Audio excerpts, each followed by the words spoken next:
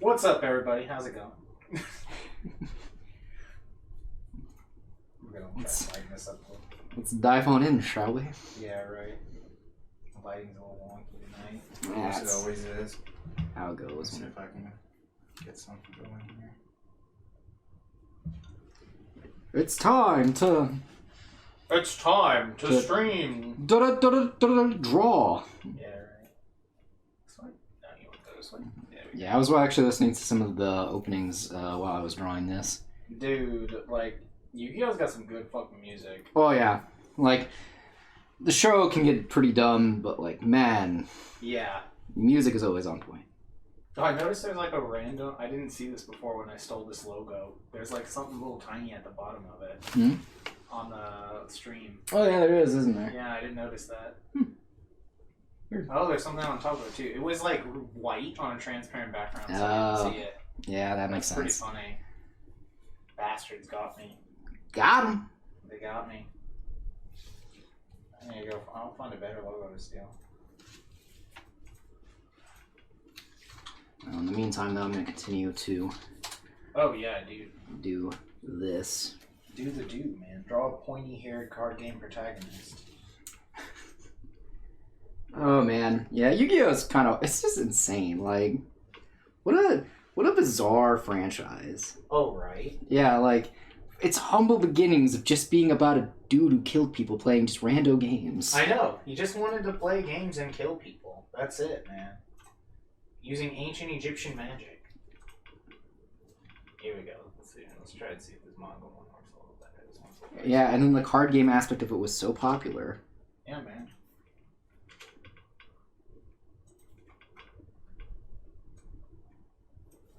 Everyone loves card games, especially on motorcycles. Oh yeah. But they didn't realize that until later. They did not realize that until way later. That was later, when they were like, oh shit, let's add some motorcycles. Fuck it. Yeah, I have no idea why they decided to go the direction they did with 5Ds, but they did. Dude, kids love motorcycles. It's true. End of story, that's why. I love fucking motorcycles, so yeah. Exactly. They all love the motorcycles. Look, how else are you going to jump the shark if you're not riding something? That's so true. You can't just jump the shark walking. You're not going to get enough speed to jump the shark, first of all. That's impossible. Not even, like, the best mall walkers can walk fast enough to jump a shark. I've seen them. I know they're not going fast enough to jump a shark. It's not going to happen. It's not even like... I wouldn't even call it jumping a shark. Like, that's like 10 sharks. Like, Is the shark. Like, on top of a shark. Right? Like, I don't know what to tell you, man. Like... Yeah, we did it. Yeah, time to draw. Yeah. That was the first joke I did. Yeah, that's what Jamie said right here. Sitting down at the desk. You know how it goes. Sings the Japanese opening, bro. Kawaita Atena. It's been a while. I actually don't know. That's the original one. I don't remember the full Japanese lyrics. I forgot I didn't change the singing thing, so we're back on one. Bro, Shuffle is so good. Oh yeah, it's hot. I really like Warriors. Yeah, I was gonna say Shuffle and Warriors. Oh yeah, really good. Wild Drive, sick. Yureteru Mokageni. I love that song, dude. No, the best is when he's like, "Whoa!" He sounds like he's doing like Elvis. Yeah. Baby, that part. Yeah, that's the shit right there. Oh man. And did everyone else also get the mysterious VHS tape in the mail? Oh, dude, I totally got that VHS tape. Me and Mike later smashed it with a hammer, though. Really? Yeah, I forgot why. I think we just felt like doing it. Probably because it was evil. You know, you're like, oh shit, this is evil. The tape is cursed. You know. I think it was when we were tired of the dub because we had already watched the show in subtitle. Oh, maybe yeah. I can't remember. Maybe we just did it to do it. Honestly, all reasons are. You know how it is when like you're in high school and you're just like, fuck it, let's just smash something. Sure. You know? Maybe. I can't remember why. I feel like there was a reason. You know, I don't know anymore. It's okay. You want to talk about it? It's the only way to get your frustrations on the ban list out. No. That makes sense.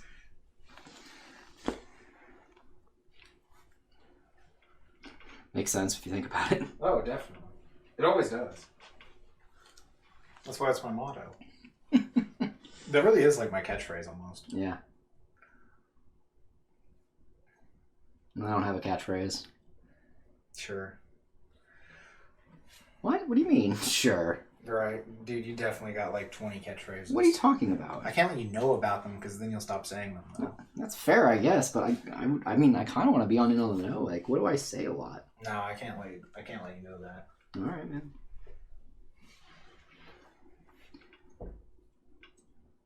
Warriors. It's a good movie.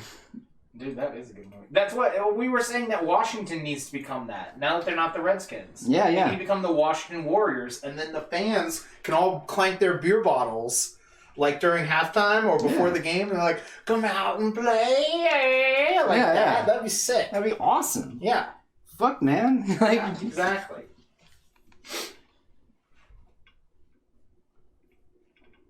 This will be Duel Monsters one. There's going to be a Dark Magician in here. Yeah, yeah. There's a... Watch out.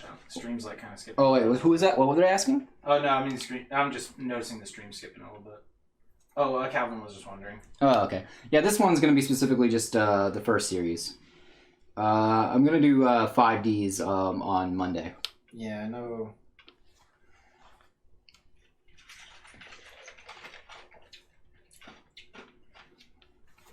Yeah, no season 0. If we were doing season 0, though, you could do some sick shit. Oh, yeah.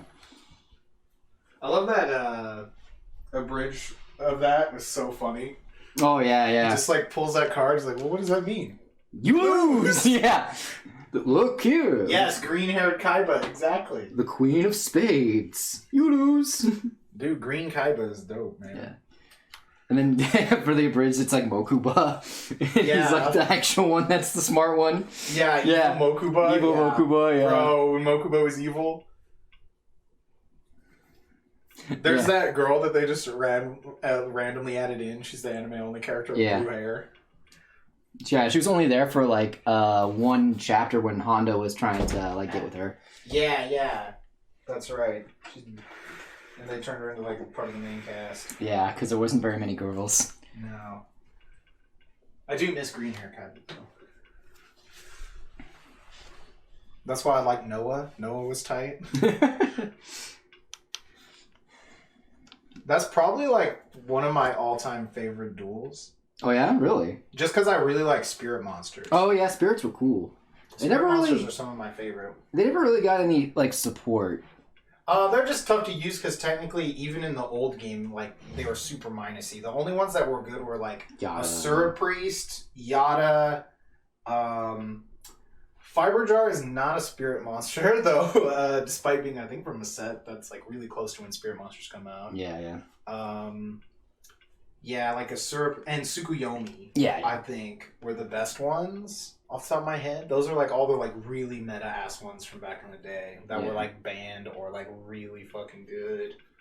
I'm trying to think if there's anyone else who was like really good. There was like a dragon deck that could play Orochi.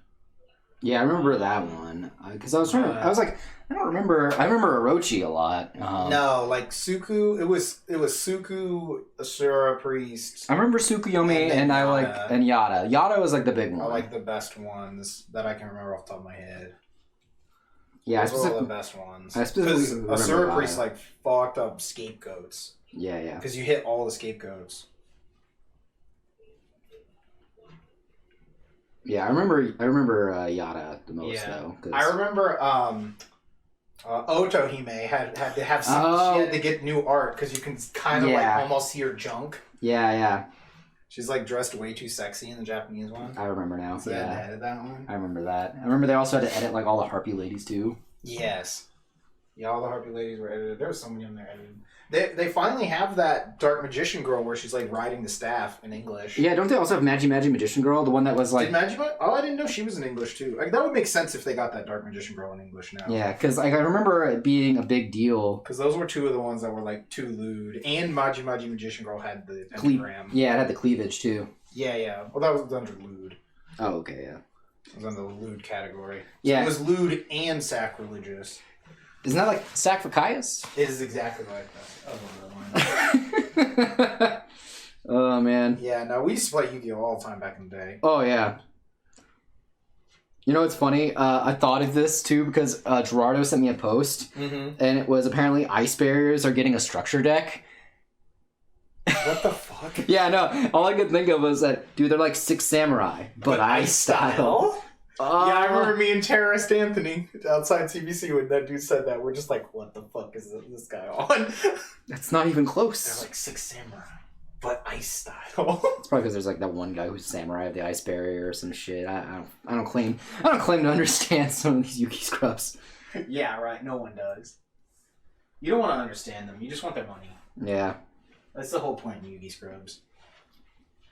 They serve a valuable part of the ecosystem. It's true. They're there with the little kids to get ripped off. Yeah. So the competitive players can get cards. That's how it goes, man. See, they're like the plankton. You know, the packs are the sun. That's the energy from the sun. You know, so they open the packs, you know, thus absorbing the energy from the sun. And then slowly, you know, predators move in from there. Yeah. That's how it works. Makes sense. Yeah, we're definitely hella scumbags. Let's put that out there. Look, you were either a scumbag or you were getting ripped off by scumbags. Those are the only two types of people in Yu-Gi-Oh! It's true. That's it. So That's how it goes, man. that's legitimately it. That's the only type of people that did Yu-Gi-Oh!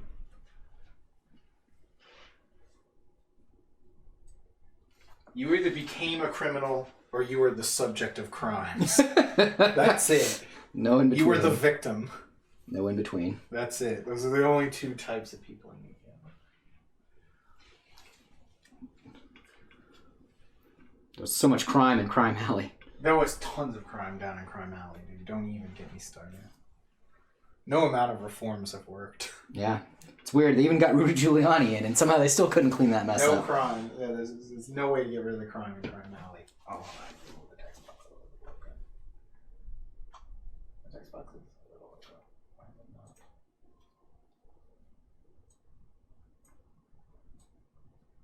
There it goes. But yeah. Just how it was, man. And we better not catch you dishonoring the Pharaoh. I remember some fucking Not scrub. to get honor dueled. No, that was honor duel. That was that kid's name. No, I know, but there was another story that made me think of that. Okay. Some kid was telling me that you could only run one of each card because it was dishonorable to the card to run 3 copies of it. Oh my god. I was like, oh my god, you're a fucking moron. Oh man.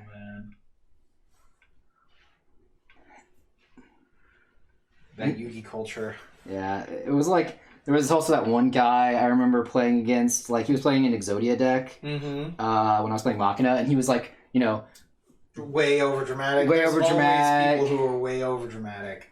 Yeah, and you're like, oh, who think they live in the show. Like, look, man, I thought I did that too, but bro, like, you know, we were all in middle school. Yeah, like, but I kept it to myself. Yeah. Like, I knew better than to. If you're older than 10 doing this, you should probably rethink your life. Yeah, like. What do we got? Oh. Back in the IG days, you guys would have had this on repeat in the background. Oh no, what is it just the old theme? Oh, okay, this one. Do. Your move. Nah, it's the season 0 one. Oh, the kawaii time. Yeah. Yeah,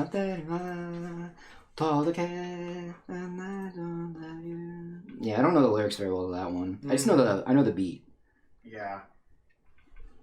Or melody, I guess, is this in this case. Yeah, it's just annoying to have, like, if you have music and you go to put this on YouTube, it will get flagged. That happened to me when I accidentally didn't edit part of the break screen out a while ago. So. And, like, we might not be making any money off of it now, but it still doesn't help to get flagged. No, it does not. So. Can you believe I have a fucking square for this, and it's probably not even gonna show up at all in this picture. Yeah, you just decided to go way too ham on these. Look, I like this series a lot. I don't know what to tell you. Like, this show was a lot of fun. So...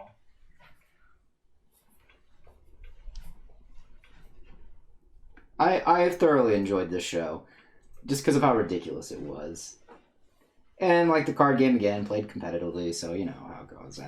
That also gives it a weird special place in my heart. Yes, unfortunately, for better or worse, this was a large part of our young lives. Mostly for worse. Yeah, maybe. I don't know. 51% easily. Yeah, I'll go 51. Easily. Yeah, it's tough. Like, yeah, like I said, other than like the friends I got, like throw it in the dumpster.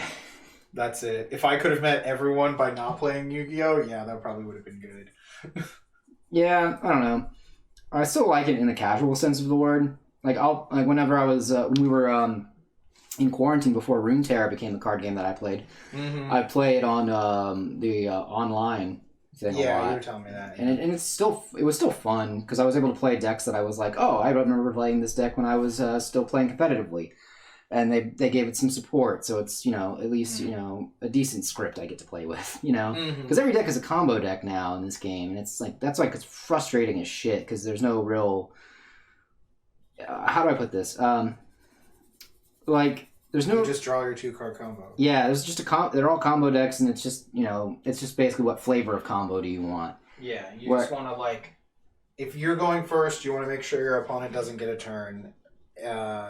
Well, you can't attack, so you have to make sure your opponent doesn't get, you make sure your opponent can't do anything, and it comes back to you. Yeah. If you're going second, you have to hope your opponent didn't lock you out of the game, and then you have to beat your opponent that turn. Yeah. Is usually the best way to play Yu-Gi-Oh. Yeah. And there's no control deck. There's no really need to control the board. The control cards that you have are your what's it called? Hand traps. Your hand traps, yeah, that's it. And they call hate cards floodgates in that game for some reason. Well, yeah, it's because you're flooding the board usually. So. But it's just it sounds really stupid. Hate cards just makes more sense. Yeah. So I don't know. I mean, I get where they're coming from, but when they say that word, I'm just... Shout out to the Crystal Beast Matt sent me back in the day. Dude, Crystal Beasts are awesome. Is that Calvin? Yeah. Yeah, Calvin. Yeah, I remember that.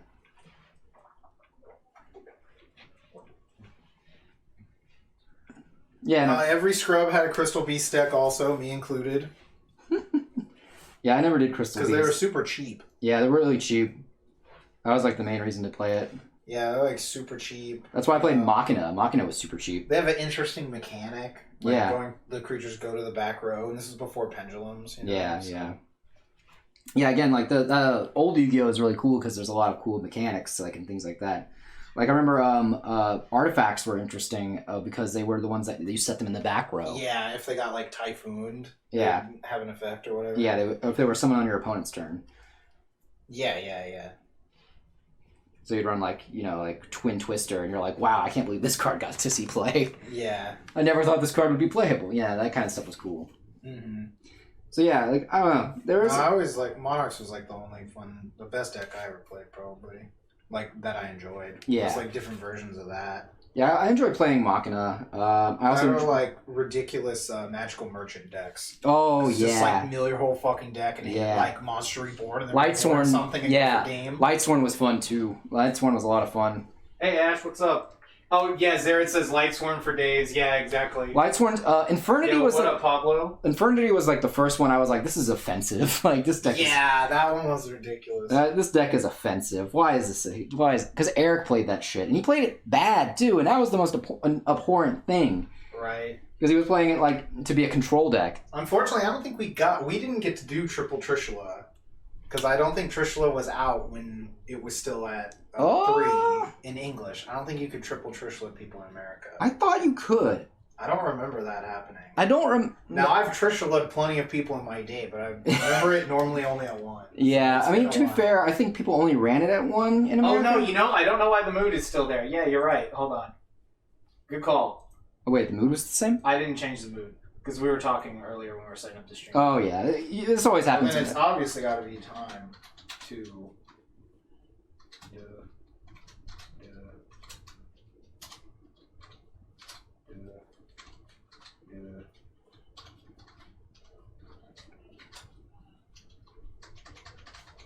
There we go.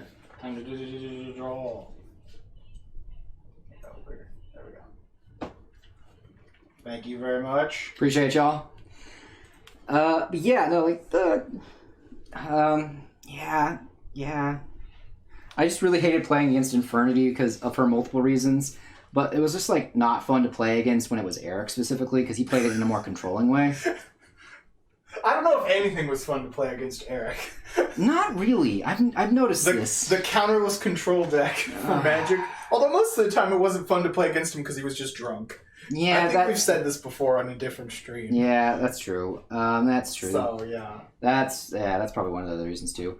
I don't know. It was just like, he was. Yeah, it's either him being drunk or it was him making up some brew. And you're like, bro, just net deck this shit. Your deck's not good. And he's like, right. That would happen so many times in that game. People make some shitty deck because they want to do a thing, and then they get pissed off when they can't do the thing because their opponent flips Royal Oppression. Yeah. Like GG. Yeah, like, but I'm like, dude, that's your fault. Like, you did a brew. And you, also, like, that card exists. Like, you're choosing to play bad cards, hoping to win and have fun or something like that, and then you're not having fun when you're not winning and playing bad cards on purpose. Like, you're just setting yourself up to be mad. Yeah, I mean, I played bad decks too. Like, don't get me wrong, I played some really bad decks because I thought they'd be fun. Yeah, go eat dinner. Like, I'm personally, like, Oh, no, I was, when we... Towards the end, when we were playing a Game Master, I was always playing something fucking janky, but I would still usually win. Yeah, you were playing... I really liked, what was it? The X-Saber deck you played was pretty cool. Yeah, that was fun. I remember I was playing a Watt deck. Oh, yeah, Watts were fun. And I got Super Saiyan Hector so mad he started cursing me out in Spanish.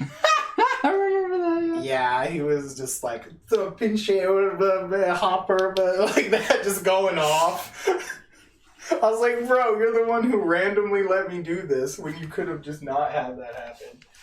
Yeah, no. Where you brewed up Cyber Dragon, Rainbow Dragon, and Obelisk. Dude, Cyber Dragon decks were fun. That's an intense brew in one deck. Yeah. Although Cyber Dragon used to be like the nut. Oh yeah, that card was actually I remember when the card was limited. Yeah. The card was the point where that was like the best card in the game. Yeah. You called it God's Techno Rainbow. Interesting. I like it. Fuck yeah, that's funny. Yeah, that was an interesting time in our lives. Yeah, I don't know. It's still a pivotal part of my life, so I'm gonna be biased towards it. And basically, to go back to what the original point was, is of course I'm going to draw my Ham because I fucking love the series. Yeah, that makes sense. I still want to own all of the manga, but I'm probably going to wait. Just get all of the first part. It's like the other parts they're not so bad, but I mean. Yeah.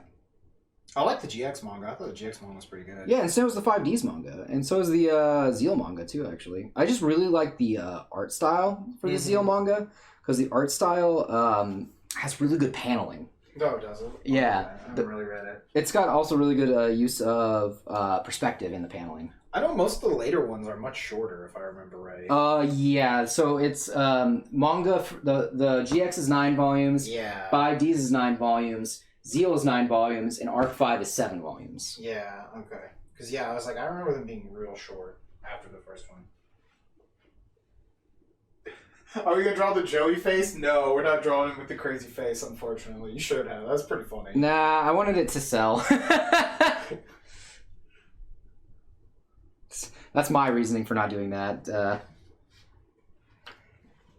I wanted to be able to sell it. I don't think very many people would have bought it if it was like that.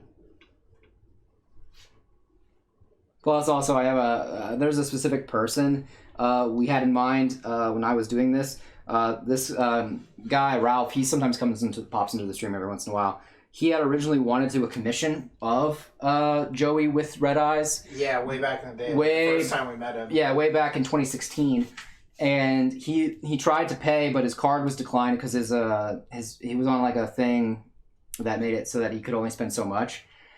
And so he was like, said he was sorry. And then next year he saved up his money and got like a whole bunch of commissions. But he never got the Joey one because he had like a whole bunch of other ideas after that had come up. So it's kind of like... People buy meme shit all the time. That's true.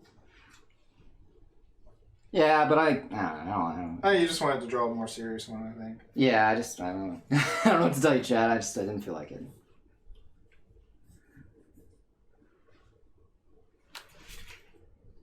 Until you pay this man, he draws whatever the fuck he wants.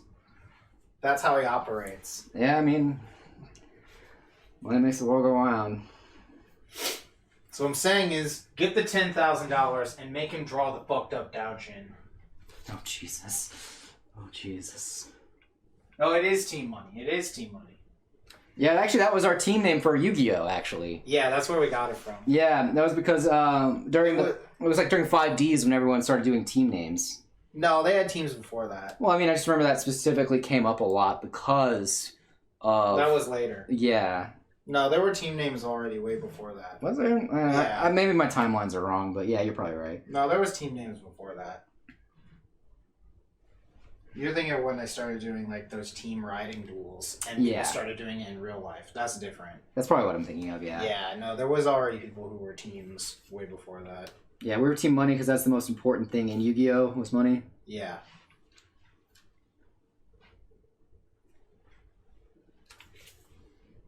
That's how you won. Paid. Whoever paid the most won the most. Honestly, I don't think you could do it. I don't think you could draw that mean face that good. I'm just antagonizing him now. Yeah, I know. Let's see if he can do it. I was like, I don't think he can do it. I don't think he can do it, man. That's good bait. 8 out of 8, great bait, mate. I don't think he can do it. That's bait. Yeah.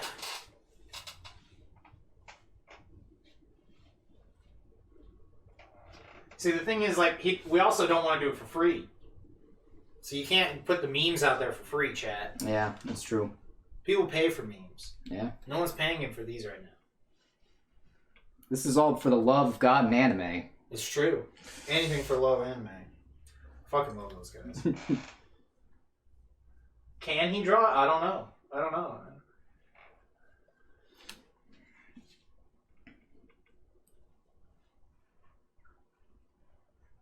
How much for the meme? How much to draw the Joey face?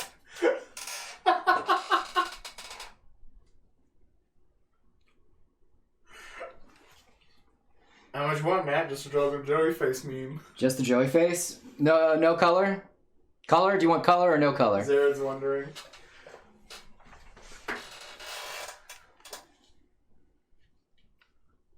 We'll throw it in with your other picture. I'm gonna pack it up tomorrow.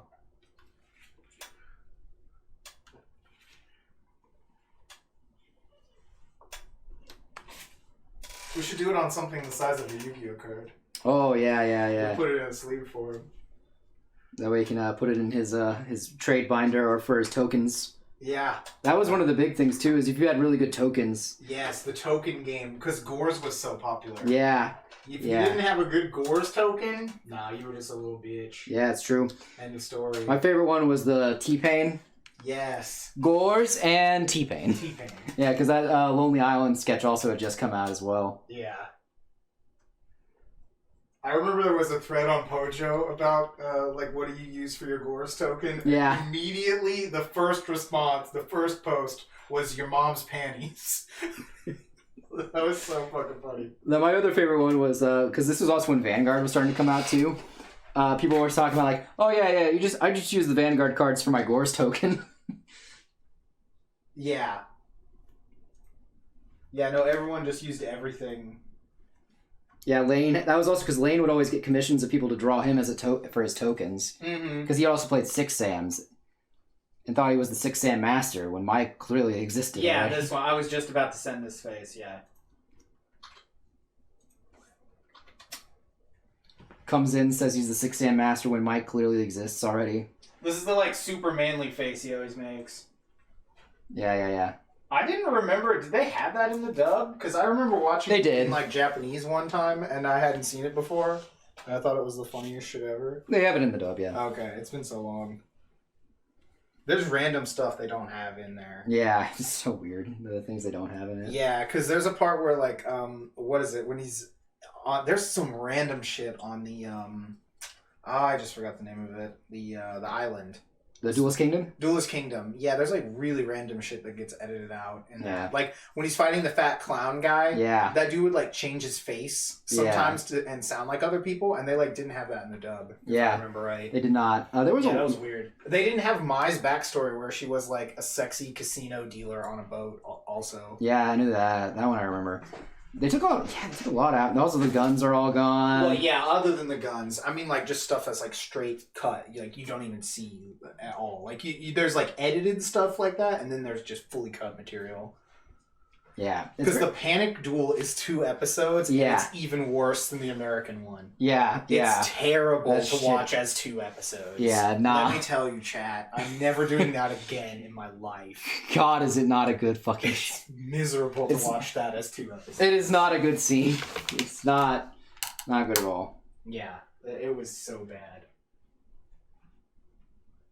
Like, that terrible music, like, makes it better. Like, the horrible dub music makes that duel better.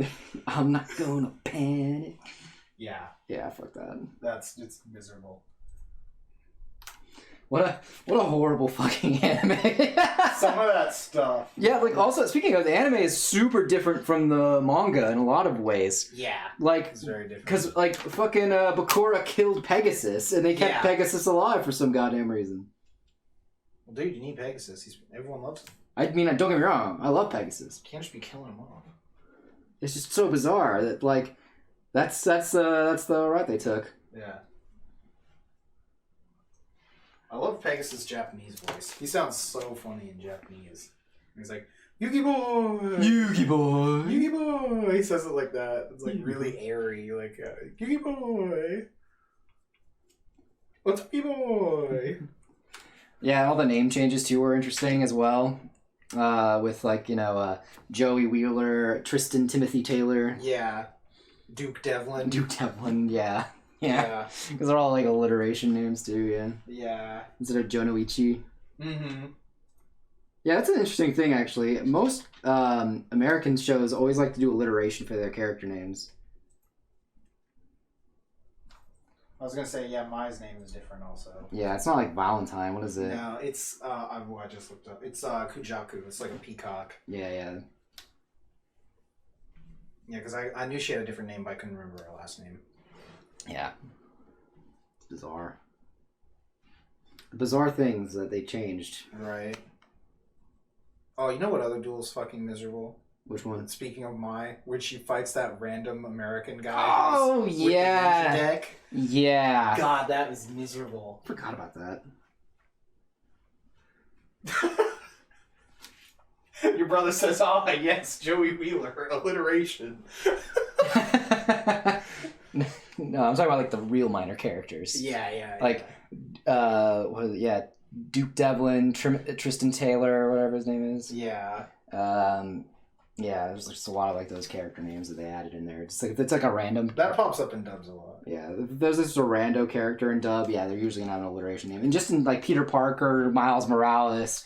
Yeah, it's just a weird thing that like American shows do. Yeah.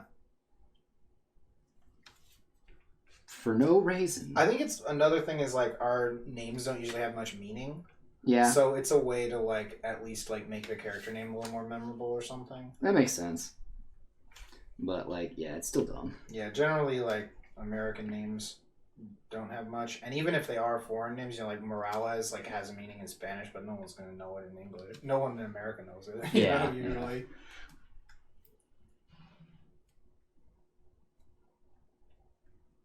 Or even like just a lot of white people's names that are like something in some other language. No one knows them unless you look them up. Yeah. Like people go on like Ancestry.com and stuff like that. And people make fun of you for doing that. Exactly. Bruce Wayne, you're right. Yes, Rex Raptor. There you go. That's perfect. Yeah. His hat is edited. Oh yeah, that's right. It is edited. His hat is edited in the English version. It has 2 R's, I think, or it has like a logo and it's edited out. Yeah, because they put the RR on there to make for Rex Raptor. I'm trying to remember what it looks like, but I'm pretty sure it's edited.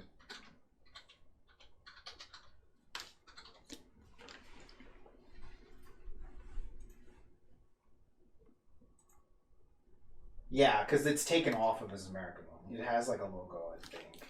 Japanese one or something. It's either that or it was added on. No, I think it's I can't remember. It's one of the two. I know it's like slightly different.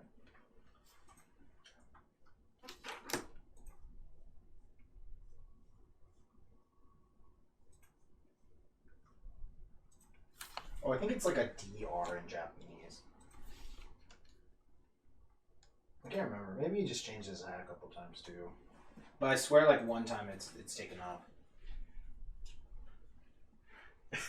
Spelled Rex with an R, not with a W. Yeah, right.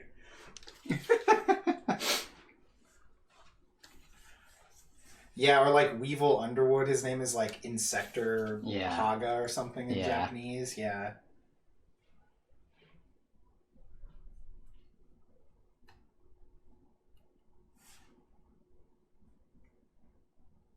No, the worst is all the weird accents people would get in the dub. Oh, yeah. Yeah. Yeah, Joey Wheeler with his Brooklyn accent. Yeah. One of those dudes from the Awakening the Dragon saga has a weird fucking accent. He has an Australian The accent. Australian guy, yeah. Yeah. Yeah, the Australian guy.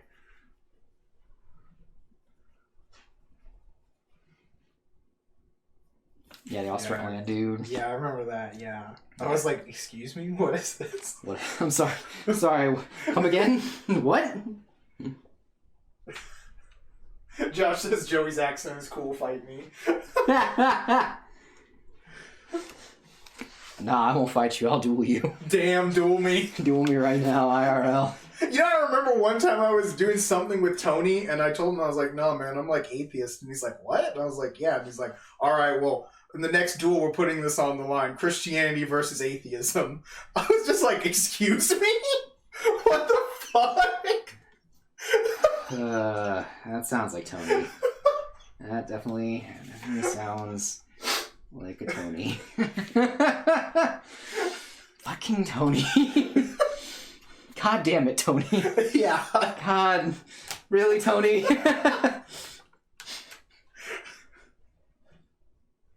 God. Yeah. God. I'm not even lying. That legitimately happened. I am not shocked, but like, God. Oh, man. BT Dubs, hey Josh, I didn't know you were in stream. How's it going? How's work been? Any kids cough on you yet? If they have, you're legally obligated to stab them. He's been coughing on them, probably. Oh, good. You gotta assert dominance. Assert dominance. Assert dominance. Assert- T-pose while you cough on them.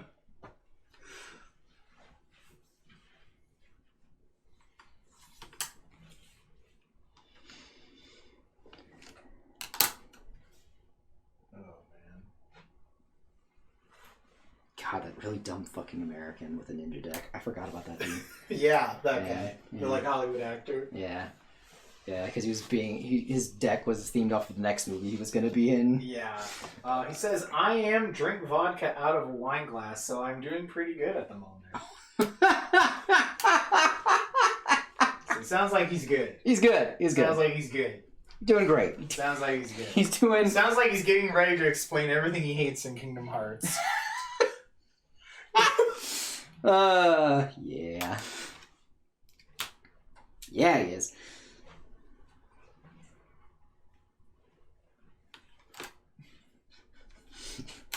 He's like, you do it one time. Yeah. And everybody always talks about how you fucking hate Kingdom Hearts. Which I do. Just imagine. Oh, man. You drink 20 Jello shots one time and they never let you live it down. You drink 20.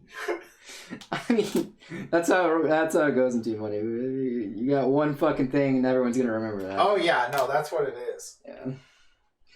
Hey, man, it was funny.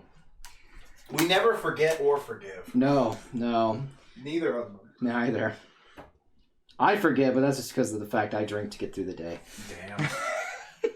I love Tom Hanks' mom.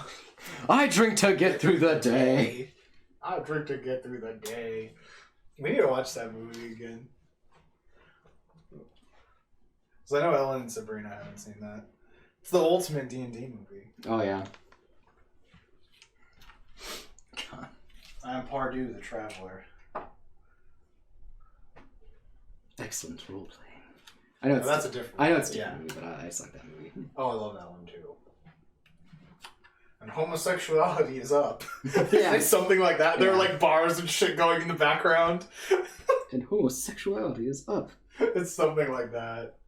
It's up. Oh no, I think they say, and more people than ever are choosing to be homosexual. It's something like that. Something It's something ridiculous. I fucking loved it. And they've all got their like cult snuggies on. And Yeah, shit. yeah.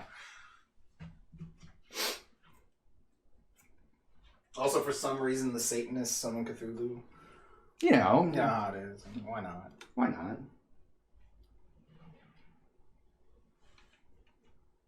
Sometimes they just get it wrong, you know? Yeah, it's fucking hilarious. I love that fucking thing. Alright. Yeah, this is probably going to be a little bit of a longer stream, I think about it, just because due to the fact that, Yeah, you drew like way more complicated ones this time. yeah, and I got 4 of them to do, but hey, whatever. It's Saturday. It's Saturday, I got nothing to do. The only thing I'm going to do after this is probably play some more P5. I actually played P5 today, guys. I relaxed. You did it. I did it. You did it, chat. You got through Kamoshi's Palace. Almost. Oh, I thought you said you did. I got to the palace, I just need to send the calling card. Okay. That's where I'm at. Okay. So close. Yeah. Is there anything different so far? Oh yeah, the actual dungeon itself is different entirely. Oh, it's entirely different? Yeah, Okay. which is cool. There's like some parts that are the same, it's just they're all done differently. Oh, nice. They have a lot of add-ons to try to add in the new mechanics and things like that. Like There's a bunch of grappling hooks? Yeah, there's a bunch everywhere? Not everywhere, just most places. They also added... Just most places. No, I get it. They also added in a whole bunch of extra stuff you can be doing in the dungeon, like things to find. They also made it they also added a thing that made the game a little easier, where it's like, so when you can actually make items that are meant specifically for the safe rooms, where that they can heal you up. It's illegal to lie on the internet, Matt. For you relaxing, I think.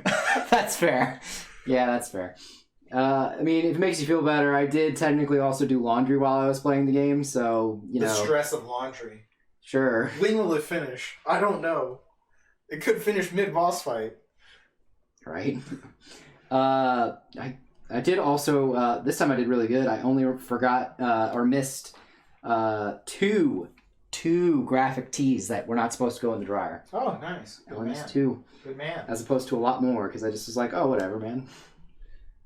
So I usually just turn mine inside out. that's what I do too, but apparently whenever you do it for dryer anyway, you shouldn't have them in there just because. Oh, you're supposed to just have them like dry in the shower or something? Yeah, or on a coat hanger or something, just whatever. I did not know that. It's because it makes it so that it doesn't, it makes it so that the thing lasts longer. Oh, interesting. I would have thought the washing machine would be the issue. Well, you put it in the washing machine inside out on cold, Mm-hmm. and then you put, I used to do all my laundry on cold anyway.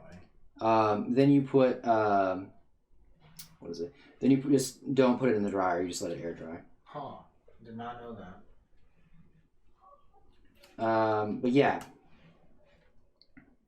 Not important. What was I talking about? Oh, yeah, the palace and all, it's different. They added these things these collectibles called will seeds as well. Okay. So what they do is it's That was an interesting cackle. yeah, right. Basically what it does is it, like, you have to fight bosses to get them usually, but like when you do, it also replenishes your SP. And Persona games are notorious for making it so that it's usually really hard to conserve SP, so you can the dungeon in one day. Mm-hmm. But this one, those extra things make it a little easier to not have to worry about your SP. But what they did though is, since they put those in the dungeon, they made it so that none of the vending machines, aside from the one next to LeBlanc, have a SP thing. Interesting. So you can only get like HP items basically for the first part of it. Calvin says, I just throw everything in a washer, then the dryer, fold some stuff, hang other stuff, done. Yeah. Such a simple life. Such a simple life. Such a simple life. But yeah, no, Persona 5 has got some has got some pretty interesting additions to the dungeon crawling. So I'm enjoying that part because it's you know, I thought that the things they added made it a lot more, unique as opposed to how they were in the previous game. So all the dungeon puzzles are a little different too. They also incorporate some of the aspects of the grappling hook. It feels like there's more dungeon areas too, and then these will seeds add extra areas as well. So I'm interested to see how the other palaces feel as we go along. But we'll see. Was it that? Also, was it 20 Jello shots? Really? Damn. Damn, boy. I believe it. I believe it Well, too. weren't some of them the like super Jello shots? There were. Ellen made some really big ones because of my fault. That's why. Because I couldn't find any of the small ones at the Walmart, so I just got the ones that are like kind of big. Mm-hmm. Yeah, some of them were the hyper shots. Yeah.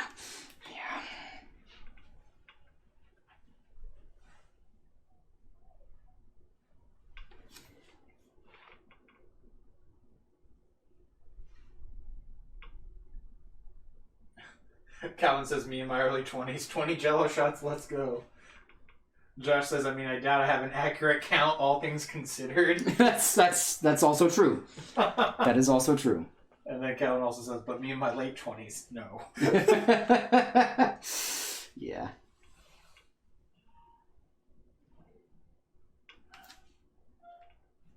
And now Devin's laughing. Uh-oh.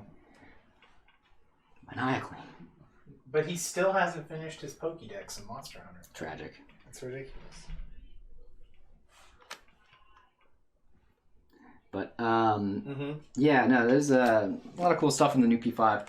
I'm enjoying thus far. There's some slight differences so far because the new character has shown up already. Yeah.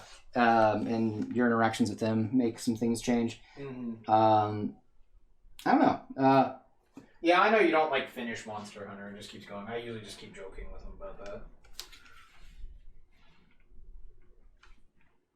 I can't play games where you're just meant to play forever. Even games like GTA and stuff like that back in the day, I'd usually I'd beat the game and then maybe try to mess around, and then if there was side stuff, I'd do that, and then after that, I'm like, all right, I'm done. That's it. You know? Yeah. I can't do just generic sandbox games or whatever. We've made an area that's 15 billion square miles for you to run around and do every single thing you want in. Is there a story? No. Okay, I'm not playing this game. Yeah. You know? Yeah, that's how I am with most games. That's why I usually just stick to JRPGs. Mm-hmm. Because they usually have a pretty good story. Unless it's like Square Enix, and then Square Enix just makes what the fuck stories sometimes. Mm-hmm.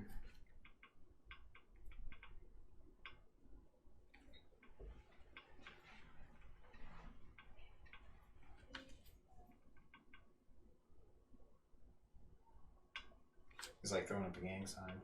Yeah. He's got a headache. Yeah. I always love that, though. That's what we called it. Yeah, that's the headache. Dark Magician. Yeah. Dude, I love my Ultimate Rare one. I can't believe I actually got that back eventually. Oh, yeah, right? Yeah, I could not believe that. Yeah, that was because I had to trade those forever ago, when I started playing, to get actual staples. Yeah. And then somehow Parker found who had them and got them. I could not believe that. I was like, this is insane. And I was like, never getting rid of these again. Because I remember pulling them from packs. It was this. I have this Ultimate, and then I got an Ulti DMOC. Oh, nice. From a pack also. Nice. And they didn't have an Ulti one in America at the time. I don't know if they do now. Probably not. They don't make Ultimates anymore, I think. No, they don't. So. They might have had one in that Uni pack, though. Possibly. I don't know. Did Dark Magician forget to have a V8, right? Jackie Chan comes in and slaps him. That's funny.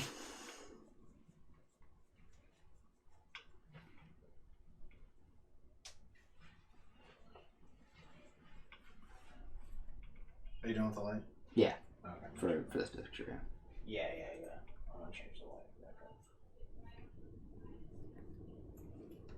Hey, look, there actually might be some holes where I can actually showcase the background color.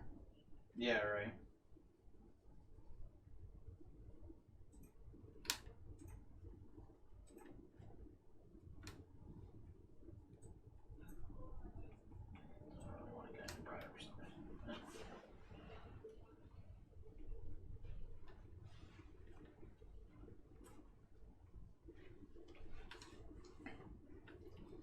This just makes me think of that fucking commercial for the commercial. Remember, he's like, no monsters on the field.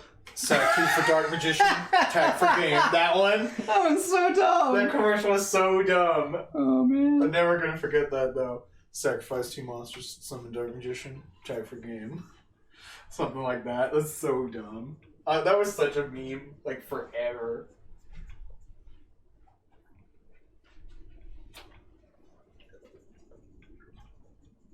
I also remember someone lost a bet and had to have, I believe, a Dark Magician in their sideboard the whole YCS.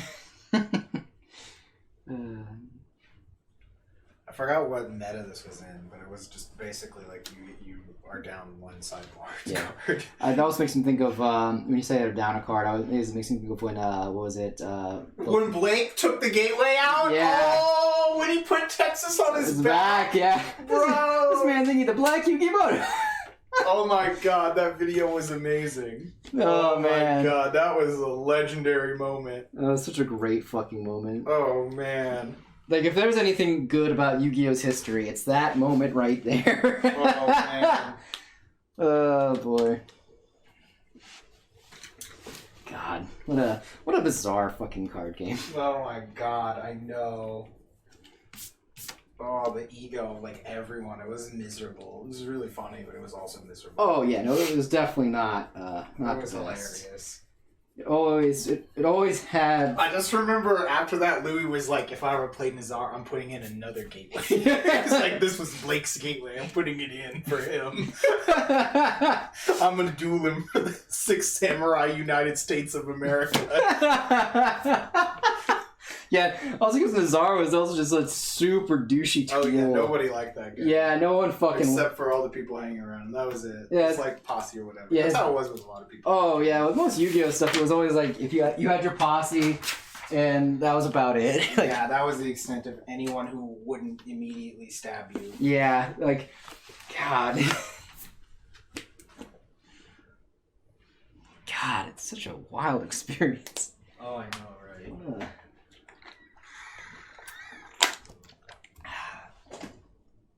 Alright, we're gonna do some color here.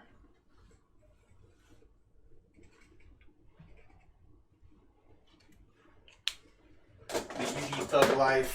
The Yu-Gi Thug life, man. Thug Life, dude. So, man. Yu-Gi Thug Life. That's reminds me when we put what was it, Luke into Team Money. Oh, yeah. And I told Josh about that. And he's like, "Man, why would you do that to that kid? He could have been somebody." Yeah, now he's in a gang. Now he's in a gang. He's not even one, and he's in a gang. Even one. He's in a gang. That makes me think of also that horrible fucking dub from Card Fight Vanguard, where it's like he's in a gang or something. yeah. Are you in a gang or something, Aichi? What? Yeah. That's that, like, Oceanic dub, right? yeah. Dude, we still gotta watch the Oceanic dub of that Yo-Yo show. Oh my god. Still got it downloaded. Oh bro. no, I forgot about that. Oh Still got god. it downloaded. No, God, why? The Yu-Gi-Oh! Of Yo-Yoing. God. It's done by the same artist as Yakitate Japan. God, it's terrible. That's so random. And there's a VR tournament. Why they needed VR yo-yoing? Because Yu-Gi-Oh! Did VR. It's true they did. That's why. Yeah. Because fuck you, that's why. Yeah, that's why. Are you gonna color the Millennium Puzzle? Yeah. Nice. I was thinking about coloring his hair too, but I think that might be a bit too much. Just the gold part. Just the gold part? Yeah, just the gold part. I was thinking about just the pink part, but yeah, I guess. Well, because you're coloring the puzzle, so now you can color the gold part. Makes sense.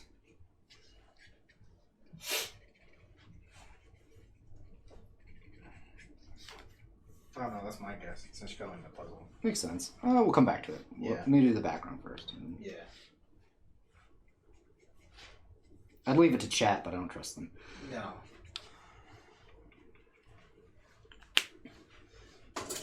Can't be trusting that out here. I love them, but you can't trust them. No. That's always the sign of a healthy relationship. If you love someone but can't trust them. Definitely. That's what being straight has taught me. That's what being straight has taught me. God. Are the straights okay? That Reddit is hilarious. Yeah, with all That's the- our Reddit. Like it's R. Like the straight's okay. yeah. It's like fucking hilarious. Yeah.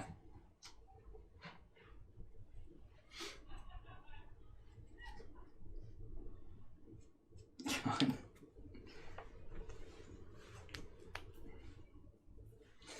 But are there though? Probably Right. not. They're gonna have some color. For Inktober, we usually do the color background, and then there's some minor color. He's probably gonna go back and color them all later, though. Oh, I am for these ones. So eventually they'll be fully colored. But not tonight. Yeah, this is gonna be a little work in progress sort of thing. Yeah, he usually picks them all at the end of the month. Yeah. Because I'm gonna finish the. So my plan actually for this Inktober is because I'm gonna be doing a lot of them during the stream. Is I'm gonna probably end up finishing early. So one of the streams towards the end of the month will be just me coloring them.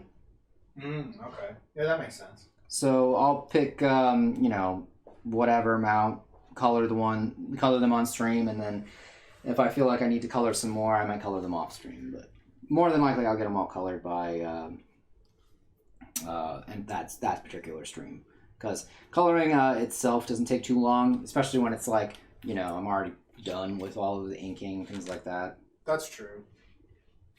Yeah, last time you did 10 of them. Yeah, so I could probably do 10 on stream. That's not that big of a deal. Yeah, because that book has 41 illustrations in it. Mm-hmm.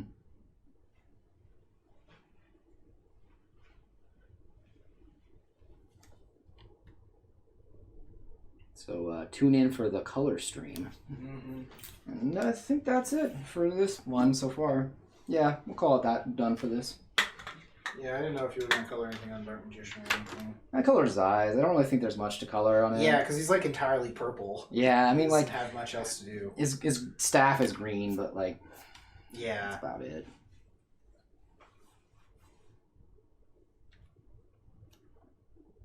And plus, we got, we're almost at our first hour into the stream. Yeah.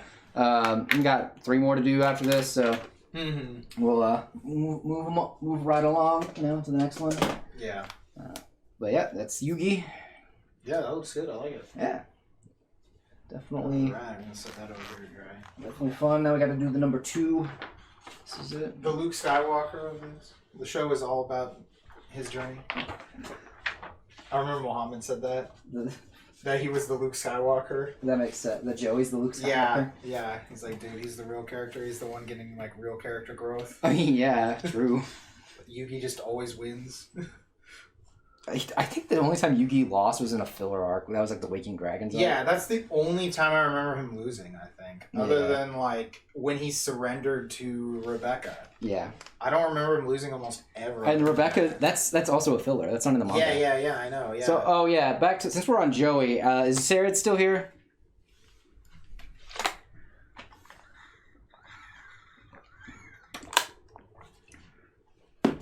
Get the little meme card. Yeah, just figured I'd ask. Someone hand me a Yu-Gi-Oh card, quick! Right. I don't have a blank card. I mean, I got like some cards I can actually put on some one of this cutting this board here that we can cut. Well, that won't fit in a sleeve though. Yeah, that's true. This won't. Yeah. Either way, not important. We'll get to it eventually. Yeah, I would just draw that. Yeah, that's the dragon one, the Orihauko's one, right? Yeah. Yeah. The Seal of Orichalco shit. Yeah, that arc is actually called like Waking the Dragons or something, I believe. That's correct. Yeah. That's its actual name. Yeah, Waking the Dragons. Yeah. At least in dub. Yeah.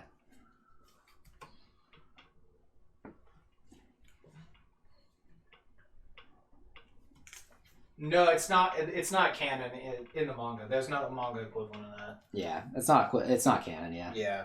Thank fucking God. It's anime canon. Yeah. Nah, shit's terrible. I like some of the stuff in it. Yeah. No, I like that dude's armor deck is actually kind of cool. Like, Yeah.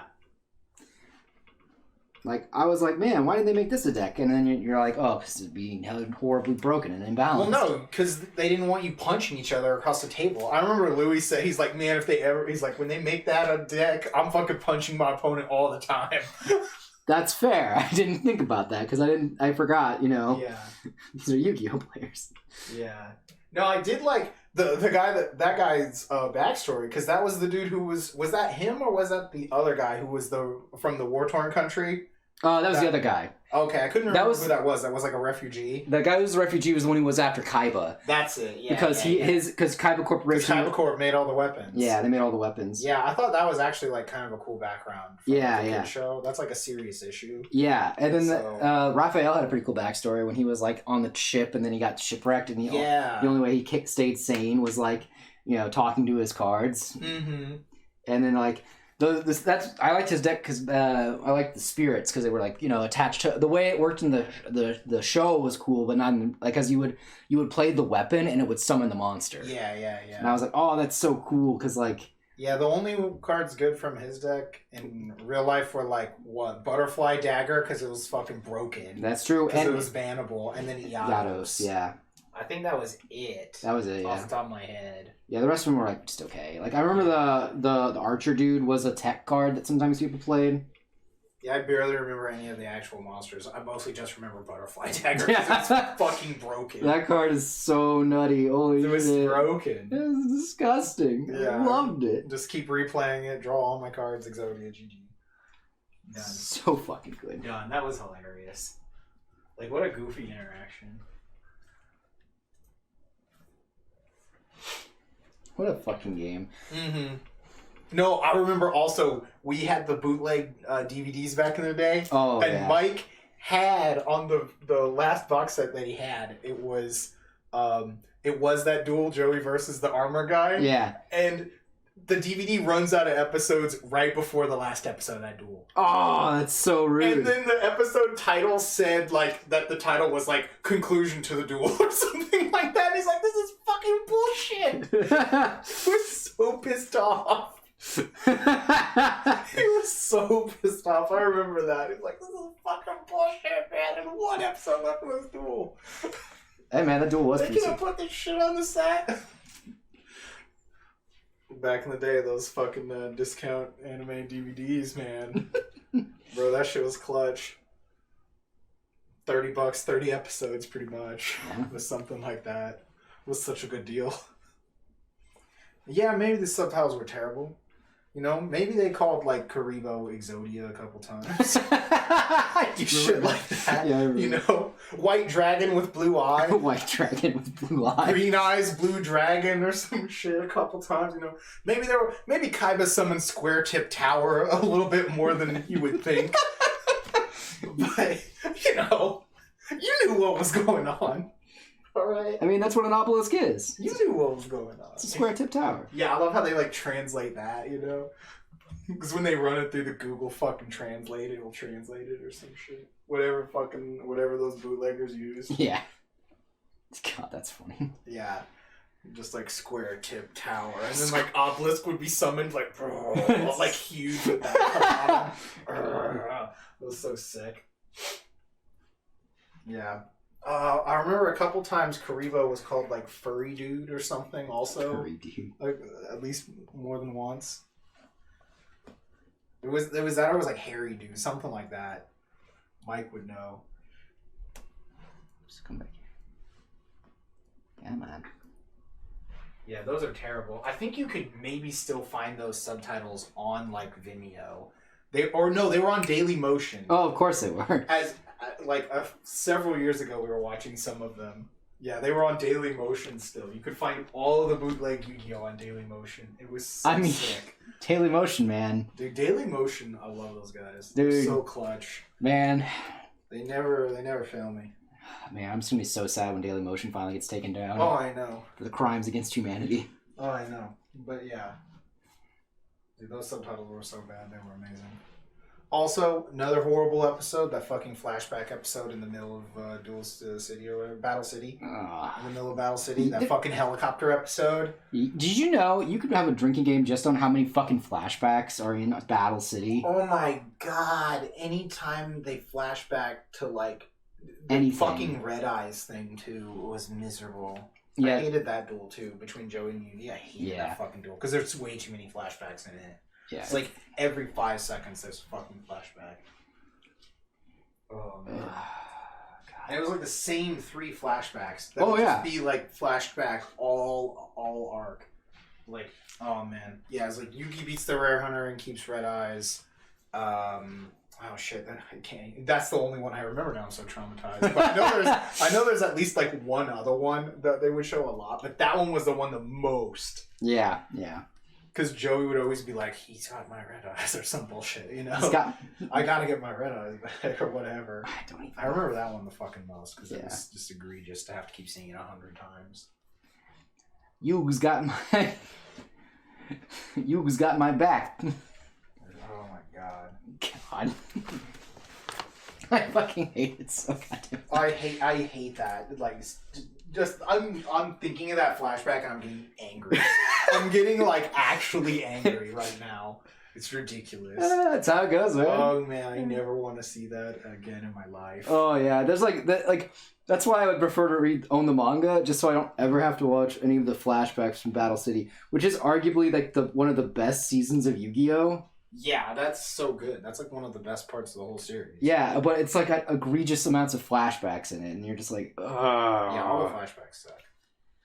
Ugh. Yeah. Got some cool duels, that's for sure. Oh yeah. Yeah, the Bakura like stuff. Like Bakura's actually a really cool character.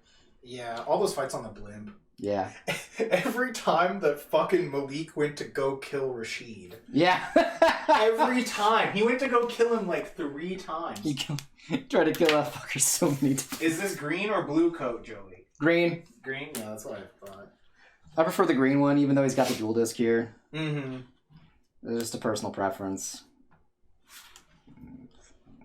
There we go. You can like whichever Joey you like. I like the green one. But yeah, no, I just remember every time he'd go to that room and he'd like unsheath the Millennium Rod Yeah. to stab him. Because in the Japanese one, it just has a knife. Yeah. I don't know what it has in English. Probably has like some sort of weird glowing aura that sends you to the Shadow Realm or something. Yeah. The fucking sauce! That's like everything. The Everything glowing that is censored becomes a glowing thing that sends you to the Shadow Realm. Like, I'm surprised that I'm surprised that like the Kaiba Corp or the guys who were shooting at fucking Kaiba didn't just have glowing Shadow Realm guns or something. Shadow Realm guns. You know, like seriously. Fucking Yeah, they hadn't thought of that yet.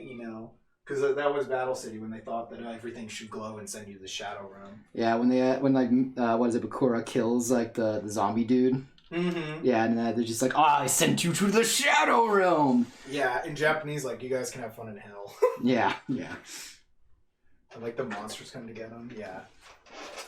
Or in the light mask, dark mask fight where they just have actual bombs on top of that building and you're going to fall to your death. Yeah. And then in the dub, they're like, don't worry, you'll just fall into the Shadow Realm forever. I'm like, that's some bullshit. The Joey fight is like that, too. Yeah. Where they're like, you're just going to be dragged into the Shadow Realm with this anchor because it's a kid's show in America now. Yeah, no, I do love that part where it's like the saws. That was my most egregious one. That was one of the last dub episodes I ever watched. I remember, like just like flipping in because I was like, oh, I wonder what they're on right now, and then it was like, these are these energy blades, and they'll send you to the shadow, and I'm just like, click. I remember instantly change the channel, never look back. I remember I fell asleep on the couch watching that episode. Click. When on a school night. I just remember explicitly being like, man, what the fuck is this? Yeah, I was like, nah, dude. It's supposed to cut your fucking legs off and then bleed to death. It's fucking metal, you know? Yeah. Children's card games are supposed to be metal as fuck. Alright? Don't you fucking understand? Yeah, right. Don't you see? Yeah, everything glows and sends you to the Shadow Realm in that season. So that's why I'm pretty sure like the Millennium Rod probably just has a part that glows and sends you to the Shadow Realm. Because I don't know, I've never seen it dubbed. So...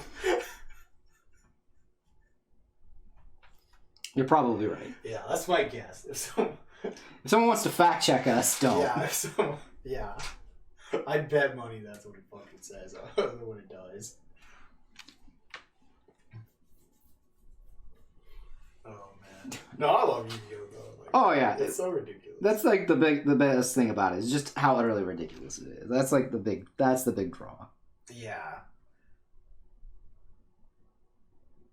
Dude, they're just playing a card game. This is a 30-minute commercial, and now they're fighting on top of a blimp. Yeah. You know? I'm on a blimp, motherfucker. Don't you ever forget. Alright. I Just the remember. fact that, like, Yu-Gi-Oh! Bridge blew up so huge, too. Stuff Oh, like yeah, that, yeah. All of that shit. Then everyone was doing abridged. Oh, yeah. That was the height of a bridge. I don't even know if anyone... I don't know. Do they even still make, like, Yu-Gi-Oh! Bridge or DBZ Bridge anymore? I have no clue. I have no idea. I don't know if anyone is abridging anything anymore. Yeah, that's such that was such a what's that word? Like Huge thing. yeah, A huge movement. but it was like so specific to that time period. You know what I mean? Yeah. Like I don't think anybody can like do that ever again. Yeah, like, because before that they would just have like a parody video or something. You know, because like the Juggernaut bitch Yeah. is like, you know, a super old version of that. And they had plenty of other like voiced over alternate things, like dubbed over with weird stuff. Yeah. You know, I mean, you have Kung Pao, which is basically that. It's basically an abridged movie almost. You know, in a way, of these two kung fu movies. Or like ghost stories. Yeah, or ghost stories. Yeah, ghost stories. Yeah, that's like an officially licensed abridged, basically. Yeah, That's before Yu-Gi-Oh! Bridge, if I remember correctly. That's I correct. think that dub is from 06. Yeah. So, But yeah, it's just super weird because like no one would do that now. I just don't think because it's like it's too. Yeah, I don't know if people still do that. Because like well, first of all, like I think that was specifically meant for like the nostalgia of our generation. Because there's no real like, because most of the shows afterwards didn't really try to butcher it as much to like appeal to American audiences. Oh, you mean like Yu-Gi-Oh! Or whatever? Yeah, like Yu-Gi-Oh, Oh, okay, Dragon Ball, like all that stuff was very much like you know like Yeah, the better ones were the anime everyone was already like really familiar with. Yeah. So when people would try to do like some of the other abridged, it just wasn't as good. The only other really good one that I loved was Glass Fleet abridged. I also really liked. Because those jokes were so highbrow. I do like the what's it called the ones where it's like this Oh, show. Hellsing abridged was good too. This show in 7 minutes, but when it was like No Game No Life. Oh yeah, those ones are pretty funny. Yeah, but like none of the. That's kind of like an abridged version. Yeah, like none of the actual. No one actually does abridges anymore, really. Yeah, I don't know about that. Because I just feel like that was much more of what's the word? Phenomena. Maybe they're all still doing them. We just don't get it in our algorithm. No, I know that the Dragon Ball abridged one is specifically ended. Oh, it did? Yeah, that one I know specifically. They said they didn't want to do it anymore. So. Oh, I didn't know that actually. But I don't know about Yu-Gi-Oh! Abridged. I don't think they are. Huh. Yeah, I have no idea. I just know that like a lot of the stuff like it's just not something you can just capture anymore because it's just not something that like is part of our culture in terms of like you know internet meme joke culture. Yeah, I think that like just like Vine, TikTok, all of those things like that like ate up the space of those because that's like why there was no more AMV Hell pretty much because everyone was just making anime vines already. Yeah, and it's also like you want it to be short. You know what I mean? Yeah. Like abridged take like you know a lot of effort, time, and then like you have to pay attention to them while they're going on in the background. You know what I mean? Mm-hmm. Yeah, I don't know. Yeah, I don't know if people are still abridging anything. Probably Interesting not. to know. Anybody in chat know? Yeah, right. Are they still making DBZ abridged or? No, I know DBZ abridges now. Or Yu-Gi-Oh abridged or anything?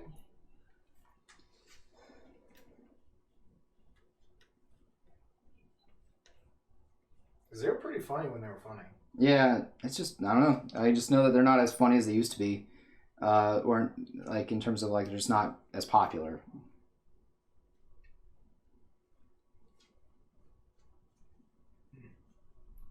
I don't know. Yeah, because I haven't even really thought about like any of those abridged shows in like a long time. I just think about it, the fact that like yeah, they're probably not popular enough just because they're just too long. They're not really something that anyone who has you know the attention span. I don't know. I like finding videos that are long because I put them on in the background of stuff. Well, yeah, but you and I are old. I'm talking about like, the youth. Maybe. Yeah, I guess you're right. I don't know. Let's see. I feel like DBZ abridged got better and Yu-Gi-Oh plateaued and never got better. Okay. The last thing I saw from Yu-Gi-Oh! Bridge was in the, like, Waking Dragons arc. Yeah, and it wasn't that great. So... Yeah, it definitely plateaued and definitely never really recovered. from what I remember. Yeah, I don't remember what the last part of DBZ Abridged I saw was. I remember the whole big thing about the Cell games. Yeah. And then after that, I don't think I saw anything from it. Yeah. Yeah, I only saw up through the Cell games. They finished the Cell saga, and then they just, said, no, we're done. We're not So- doing Boo, is what they said. Oh, okay. Because Boo is not very... They didn't like Boo Saga, so they're like, it's not really worth doing. Because like Boo Saga is like when it's like, that's when like all the people our age who are into Dragon Ball like stop being into Dragon Ball. Yeah, it's just not that great of a part, generally. Yeah. It's because they went back to Goku. Right. Fuckers. Should have just stuck with Gohan. I mean, it's got some cool stuff. Super Saiyan 3 is kind of cool. The music is good. Yeah, but like... Actually, watching that episode is terrible. Yeah. No, I remember That watching... is like one of the, like, just, it takes forever. I remember watching that shit on It was cool. It's cool to watch one time. Yeah. It's cool to watch one time in real time. I watched it. Yeah, I remember watching that shit on VHS. I was like, man, this thing. The music is good though. That song that plays, really good.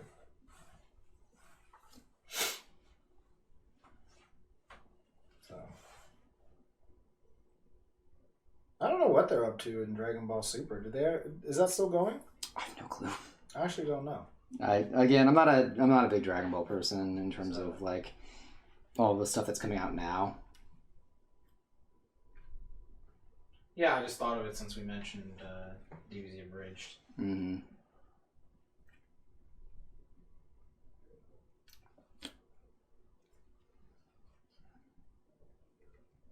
Because I know they just added Roshi to the fighting game. Yeah. I've also heard that fighting game though has become kind of like a hot mess. I have no idea. It's kind of fun to watch, unless it's like everyone... The problem was that like everyone had just all Goku teams for a while, where it was like all the Gokus were just the best characters to play, because there was like 10 Gokus. Yeah. So... I remember even like the company was officially making a joke about that on their Twitter when they announced like one of the Gokus. Like another Goku? Yeah, they were like, surprise, another Goku, or some shit like that in the announcement. It was really funny. Oh, God. I don't know. So, I don't know. I'm actually not the biggest Dragon Ball fan. Mm-hmm. Yeah, we've had talks about this. Yeah. My thing is just that it didn't need to keep going.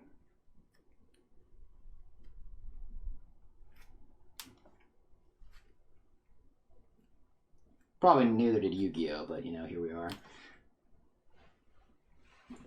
When that new show that came out and it doesn't even look like Yu-Gi-Oh anymore. Oh yeah, I know, that one looks crazy. Yeah, I don't. Was it 7? Yeah, it was called Sevens or something like that. Yeah, I don't know what's going on in that show. I haven't seen anything from it. Neither have I. Anything. Yeah, I don't even know like what's going on. Yeah, because it doesn't even look like Yu-Gi-Oh. No, it doesn't. It's so weird. Like it's drawn by someone completely different. Like I think it's because the studio that was doing the Yu-Gi-Oh just dropped it. They didn't want to do it anymore. Yeah, I just know they like intended to make it for younger audiences also. Yeah. They also redid all of the art for a lot of the old cards too, because they tried to change up the design. Which did they? Yeah, remember where I showed you where they did the stars? I actually liked the redesigned card template. Yeah, that template was really good. I thought that template was cool. Yeah, no. I'm not dissing that template. That template was actually a good change. Like I was like, man, having to figure out how to put 4 and then count 2 at a time. That shit was miserable. Nah, fuck that. Yeah, no, that was like actually like a good change. Mm-hmm. Like I 100% was like, yeah, I'm down. I want that. I love that. Love to see it. Mm-hmm. Yeah, and because basically the show was trying to make it more like Duel Links. Yeah. With their new Rush Duel. Mm-hmm. If when you want to duel, but you're in a rush. You're right. But yeah, no, I don't know. I have no clue how the show is, or whatever. Yeah, don't know.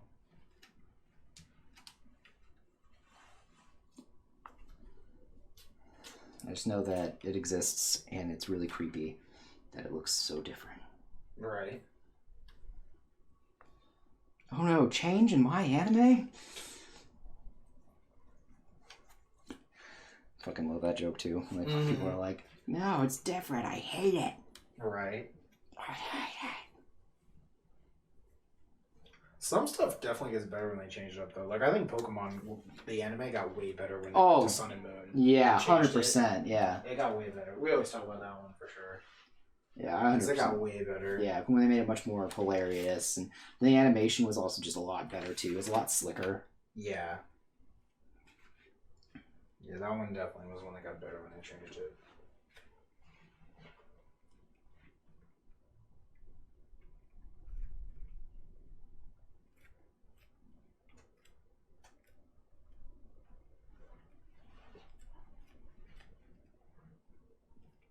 The dragon looking good. Yeah.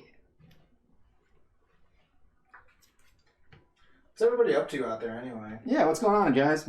How's it been? You guys enjoying your weekend? Guys staying safe? Practicing social distancing? Committing any murders, maybe? Now's a good time. Yeah. You guys committing crimes? Yeah. You know what they say, be gay, do crime, you know. Whatever, man. They're all just dangerous criminals, man. All of them, yeah. that's why that's their slogan. They're as bad as that Antifa. Crew boy. That Antifa. You know, I used to like fucking Final Fantasy VII until I saw Antifa out protesting everywhere. You're working on a video? Nice. Every time he opens his mouth, chat, I feel like I lose another year off my life. Which, you know, technically great. You know, who wants to live forever? But, like, fuck, man. That's funny. I at least want to live to see Trump die from Corona. God, he's not gonna die. I know he's not. I just, you know, it's like one of those things. You're like, because everyone in my all my coworkers, some of the random people that have been texting me about it, like they're all like gung ho that this is gonna be it and all that stuff. I'm like, bruh, nah. They caught it super quick and like.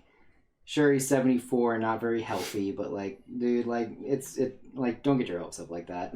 You're only gonna get disappointed. My only thing is that, like, if this is how he gets out of office, it's kind of like boring in a way, and we're just kind of kicking the can down the road on whether like the country thinks democracy can work or if we should just give up and go into fascism. Like, we're just kind of kicking the issue down the road for the next strongman to pick up. Yeah, that's the problem with like not actually like.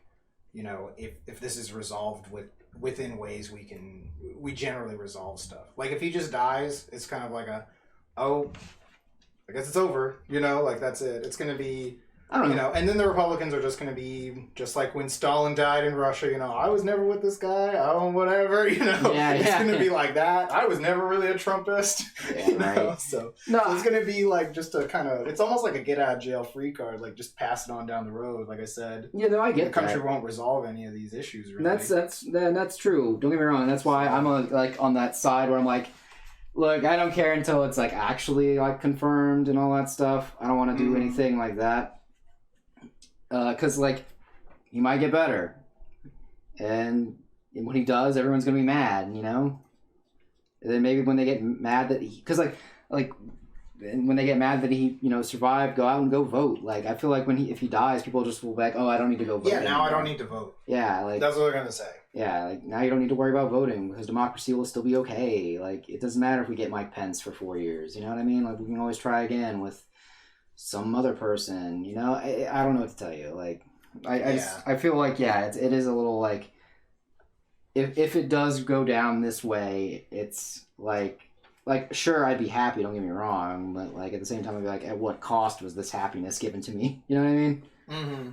Happiness, but at what cost? Yeah, like I said, we're just kicking the can down the road, which is pretty par for America. So yeah.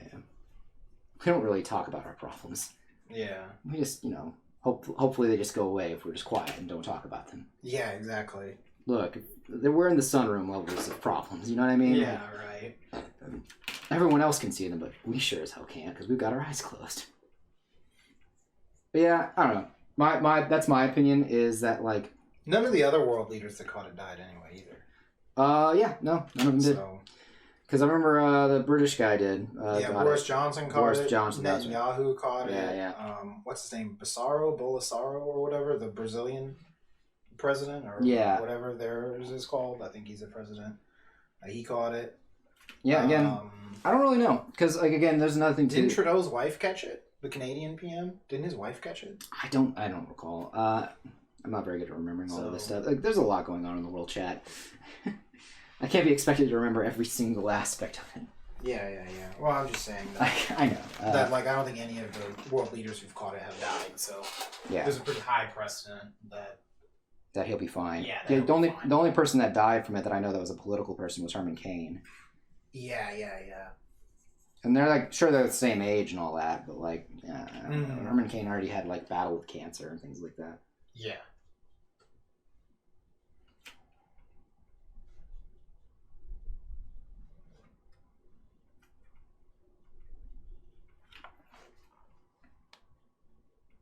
Yeah, I don't know. Again, my opinion is if it happens, it's going to be interesting to see what the reaction is to it. Mm-hmm. If he doesn't, it'll just be business as usual, and you all got to go out and go vote him out. You know what I mean? Like, yeah. We're a democracy for a reason. Go make your voice matter. And don't give me any of that shit that it doesn't matter who you vote for. If you want him gone, you got to get him out. Yep. It's 2 B's that solve these problems: ballots or bullets. Yeah. So or try the first one, see if the second you've got the second one on backup, I guess. Yeah, what was it? Or booty? Booty. Booty will save the world. Yeah, ballots or bullets. So you guys got to pick. If you didn't pick ballot, exactly. You get to pick bullet. Yeah, if you don't go vote, we're going to be expecting you to be the first person to try to kill him. And if you don't do it, we're going to tell you to shut the fuck up. Yeah. That's my policy. Yeah. It's a strong policy, let me tell you. Yeah. That's what we're going to tell Eric if he says he didn't vote again. We'll be like, well, you can't bitch until you go try to kill him.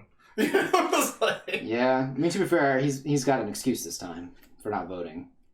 He's because he's in the ER. Again? Yeah. Oh, I didn't know that. Yeah, he got put back there because of complications. Oh, I didn't know that. Yeah. It's not the worst though. He's doing fine. It's just that like the people who cut him open just aren't very good. Left a sponge inside. Yeah. I got it. Yeah, you know how it goes. I remember that was really common. What was that like? God, was that like 15? No, that was more than 15 years ago. I don't remember. There was this period of time where there was like a lot of just really botched surgeries in the news. Yeah. Like the one where they cut the guy's leg off, the wrong leg, and shit like that. Yeah. Like, oh, it was ridiculous. Yeah, I feel like there was like this 2-year period or something where there were like all these ridiculous botched surgeries in the news. Like that's like people leaving sponges in everyone and stuff like that. Yeah, I recall that too. It was just like everywhere. Yep, I remember that. Yeah. Yeah, like I said, they like cut the wrong leg off on some guy or something. It's Yeah. like crazy stuff. I feel like. Such a simpler time. Yeah, right.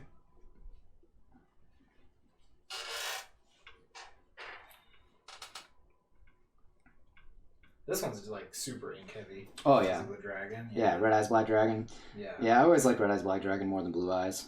Well, it has the potential for hope, or whatever it was. The potential for victory. Potential for victory, yeah. That's what it was from the movie. Yeah. From the first movie that is not very good. Yeah, that movie's not really good. It's really not good at all. It's really not good. God, that movie's bad. It's really bad. I remember like going to see that in theaters too and being like really like. They played that in theaters over here? I could have sworn that never had a release over here. I could have sworn it did because I remember seeing it and because there was like a card you got for going to the theater. I don't remember that one having an American. Yeah, because they had like the 3 cards that came with it that you got when you went to the theater. The 3 cards that are from the Pyramid of Light? Yeah. The Pyramid of Light movie, which is not the movie I'm talking about. Oh, which movie are we talking about? The one with the blue eyes, red eyes, with that annoying kid who has. Oh, that yeah. one does not have an American release. No, that does not. You're absolutely right. I'm sorry. I'm thinking of the Pyramid of Light movie. That movie's not good either, though. Wait, what? Really? Calvin says he was the victim of a botched surgery in 2001. Really? That also sounds like around the time all these were happening. How old was I when I had my surgery for my lung biopsy? Because that wasn't a botched surgery. It was that they made me have a surgery I didn't need. What do they call it? That's malpractice. That's different. That's slightly different. I think that's just called upselling. That's what we call that in retail. That's called upselling. That's what that's called. That's fucking great. You know, like, oh, we've got some medicine here for you, but I really think the surgery's gonna do it. Yeah, nah. I really think the surgery's gonna do it. That's fucking funny. Holy shit, that's great. Yeah, no, that's upselling. That's different. Holy shit, that's so fucking funny. Oh, What happened? that's crazy. He said he got his tonsils taken out. They didn't close it up right, so he started vomiting up blood. Oh, He God. had to go back. Yeah, definitely. Yeah, did you sue? Did you sue? I probably can't. Let me go back in time. I'm gonna give you my dad's number. Right. Let me sign some in-game forms.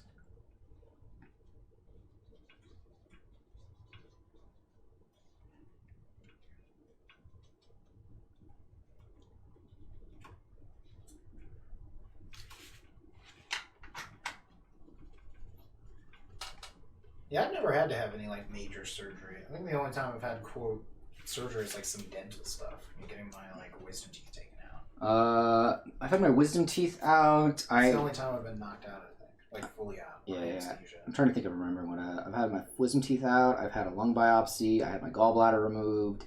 Tonsils out. He just remembers being out of school for a bit. It was when he was 9. Mm. So. Yeah, 2001. That's a pretty long time ago. Yeah, I remember I was. Gosh, I think I was in. This was when I was in 5th grade. So this was 2002. When I was in the hospital for the lung thing, because I remember Anna was just like a little kid at that point.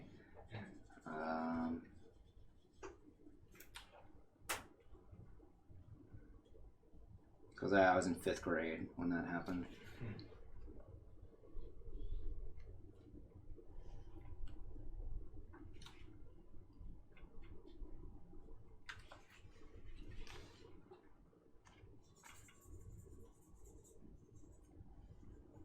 Although I do remember when I was getting put under, and the last part to go under, like the last part that was I could still feel was like my throat. So it just felt like I was being choked. Because I could not feel anything else except that, and so I knew my eyes were watering. Like I could tell my eyes were like really watery, and I'm pretty sure it was like I was like crying a bunch. I could feel it on my face because it felt like I was being choked. Huh.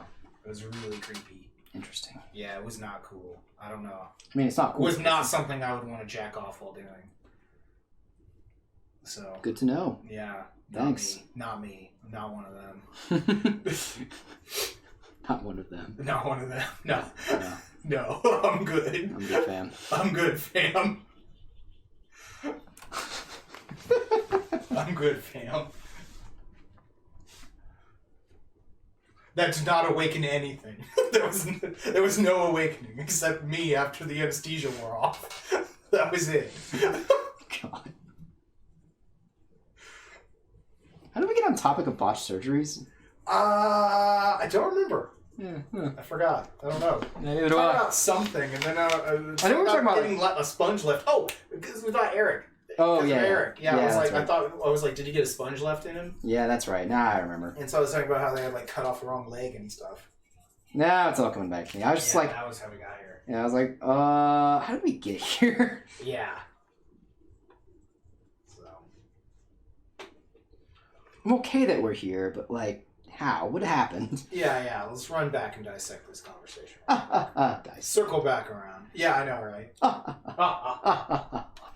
It's a wordplay. I'm a cunning linguist. Ha. Aha. Ah. Aha.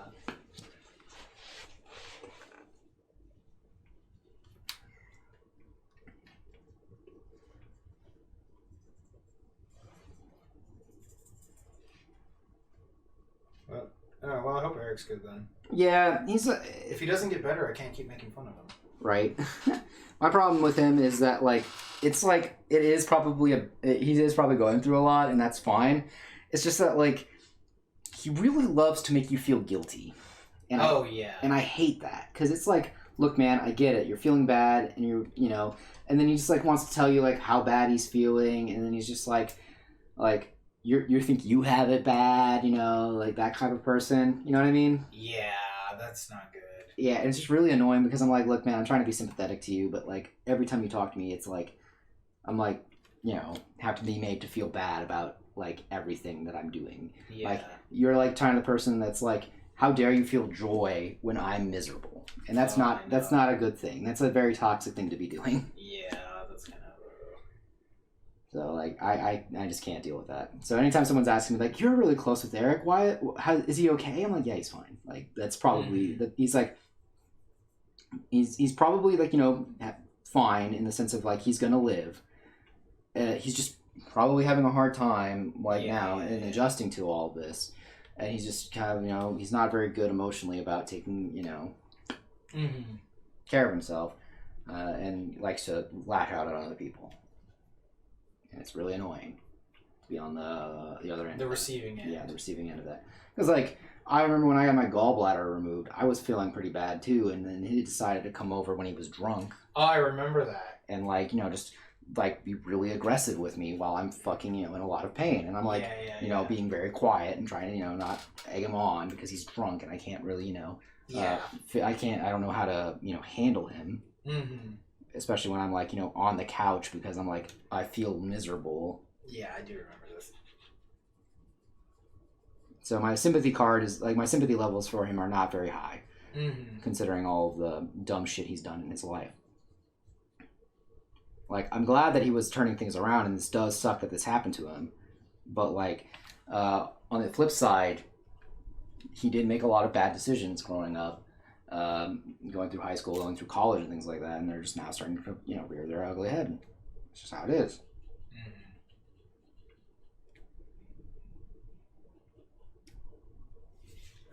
And he's probably gonna get better, knowing him, because first of all they caught it early. He's young, and even though he has a compromised immune system, like he's getting the right amount of treatment that he needs to be getting. He's just gonna bitch about it the entire time, and that's all we have to. We just have to be aware that he's gonna be bitching about it the entire time. All right. All right, the vent stream is done. Yeah, right. Sorry.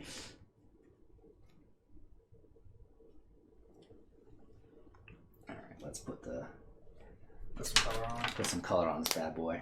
Obviously, the red eyes. Yeah. Obviously, step one. Step 1, realize. Exactly. Step 2, red eyes. I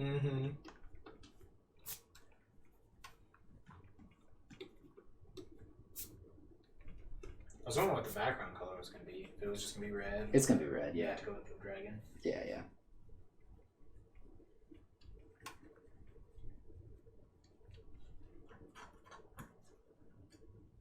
There was some sick Red Eyes cards, man. Dude. Oh, yeah. Red MD?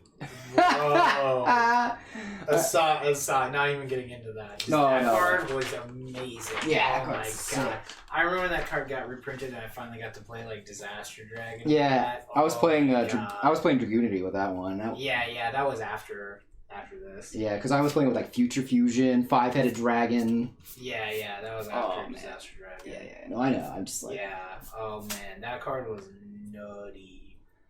I'm telling you, my personal experience was the Dragoonity. With Red Eyes Wyvern? Yeah. And shit like that? Yeah. Oh man. You just like... And man, it was so evil. Like, there was so much cool stuff to do with some of those cards. Some of them were so fun.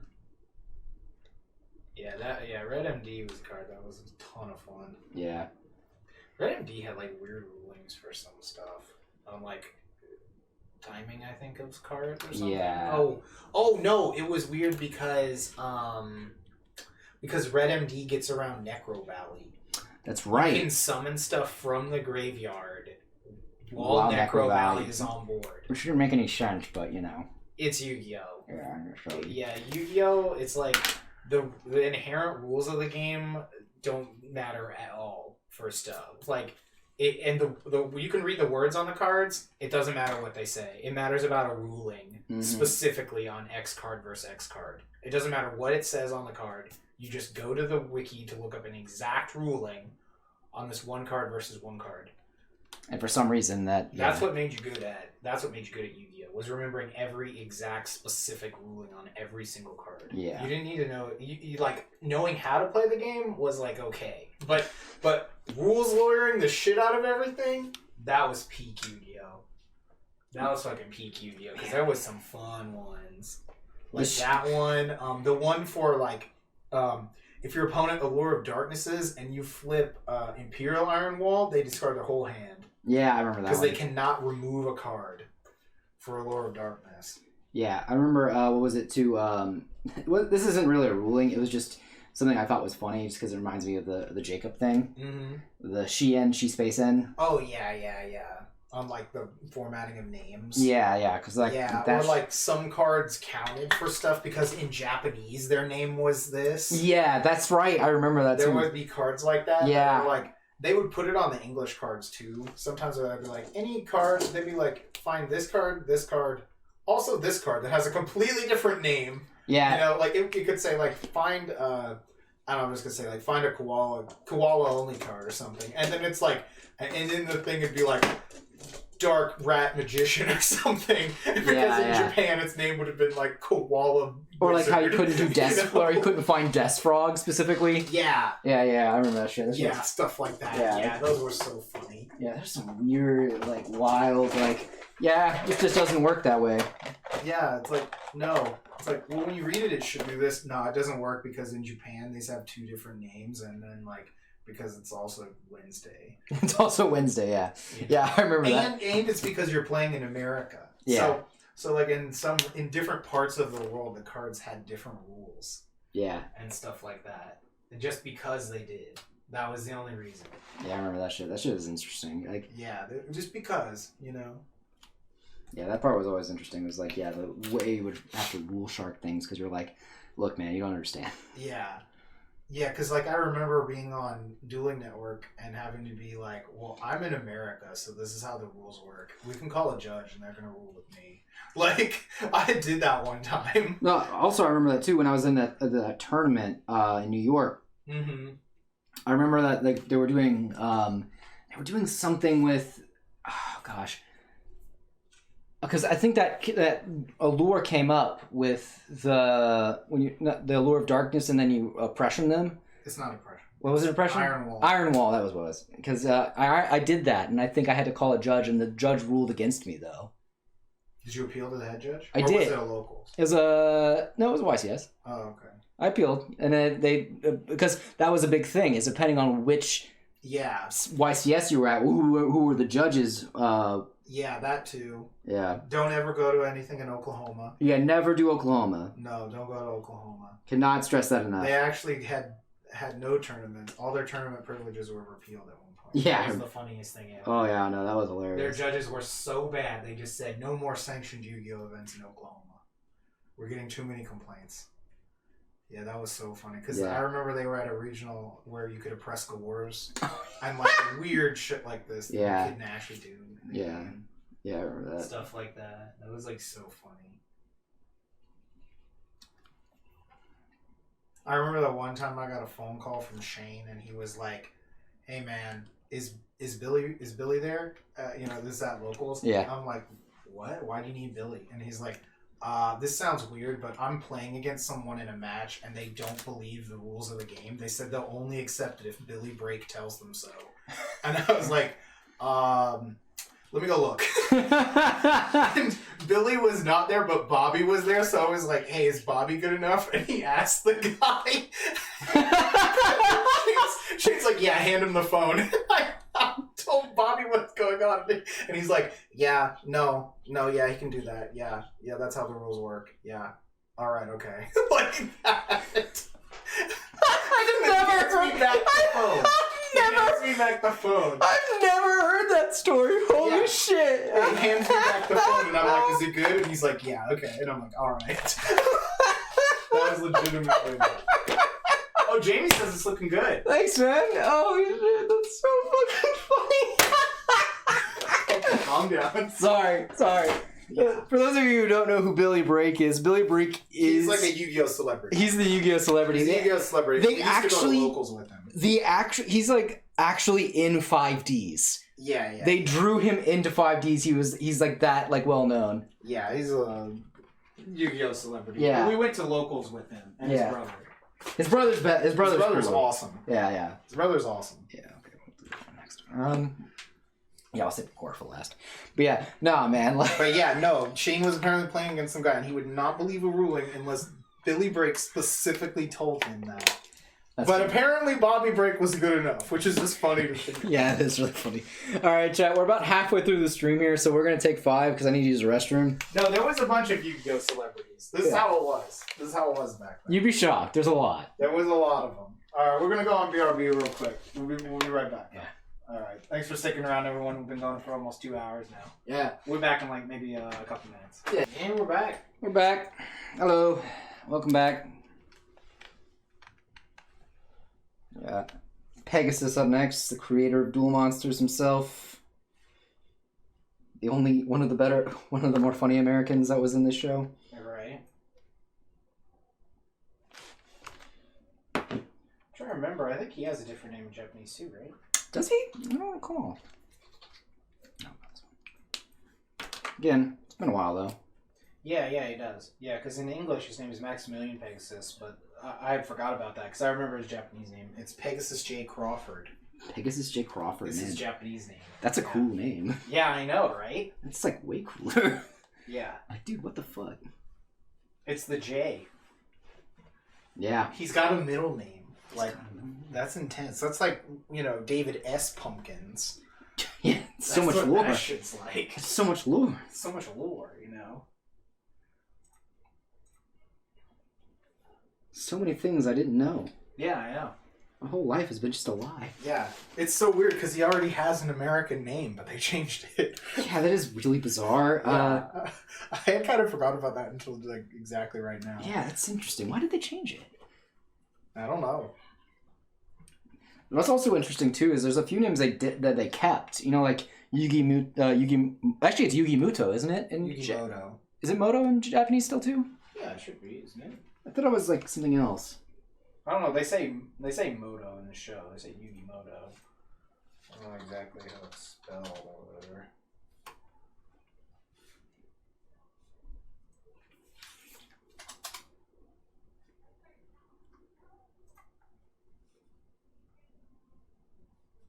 I say it in English first.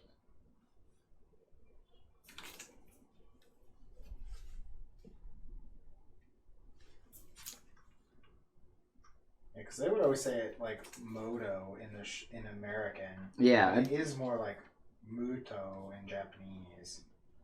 Yeah, that's what I thought. So, yeah, I remember that. Maybe I'm also just thinking of the abridged. Did they say Moto in the abridged one maybe more? Maybe. I don't remember now. It's been so long. Because I remember it being like spelled M-U. Because, yeah, his name is not really changed in the American show. Now there is Kaiba.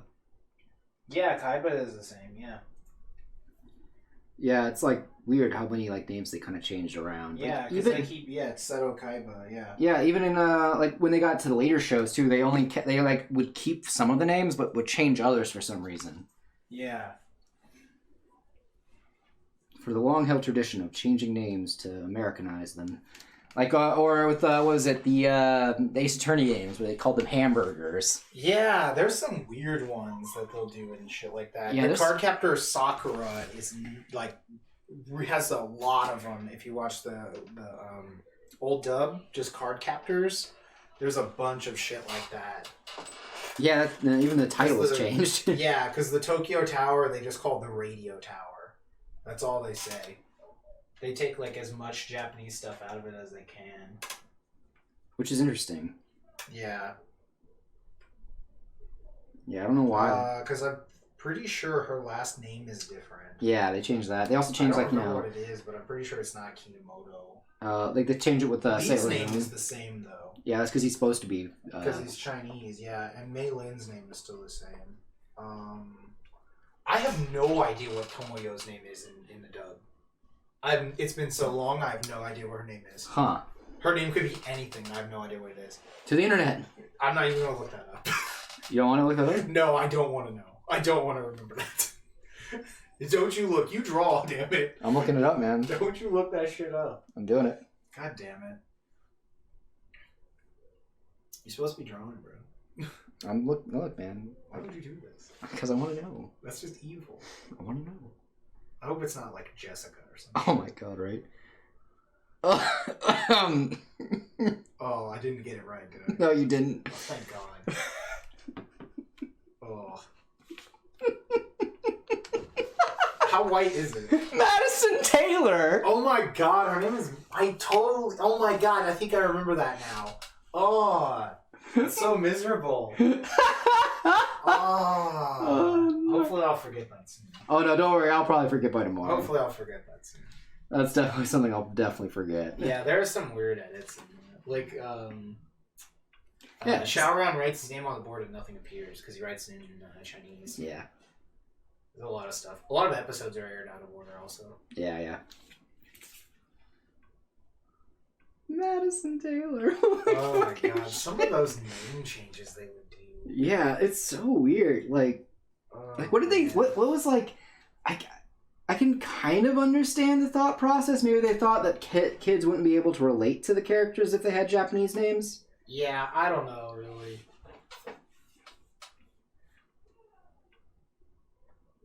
Yeah, I honestly have no idea. Probably. I mean, anime was still really new back then. No, I know. I mean, quote, new. They'd already had anime on TV before that with, like, Battle of the Planets and Star Blazers. Yeah, but even then they had changed their names. Like, Yeah, those are all changed, too. Yeah, like, anime is, like, usually, like, back in the day, is, like, hella butchered. Yeah, it's, like, crazy change. Like, Robotech. Yeah, so... I think they just wanted to make it more American. Yeah. Yeah, just more American. It's just weird to think about that stuff, how it's like so different now, because even in some shows now, they still have, I think, don't they leave honorifics in some dubs now even? Yeah, they do. Yeah, which is so weird to me, because like, actually, I don't think they should do that. I'm not sure. Sometimes that's really weird to me when they would do that. Yeah, I don't know. I don't know. It can be weird sometimes. I kind of like... I don't know. It depends on the show, maybe. I'm not sure. Like, okay, so, like, when it's a show that's set in Japan... Yes. I'm much more into it. Like, Persona, whenever they use the honorifics, I'm like, that makes sense. This is, you know, this is Japan. They're in Japan right now. I can agree with that. Definitely if they're in Japan. But if it's like a fantasy where it's like, you know, like they're in a fantasy world where that wouldn't really matter, it is a little weird. Like, yeah. I'd agree with that. That makes more sense. Yeah, it just really it is dependent upon like the show itself, I think. Yeah.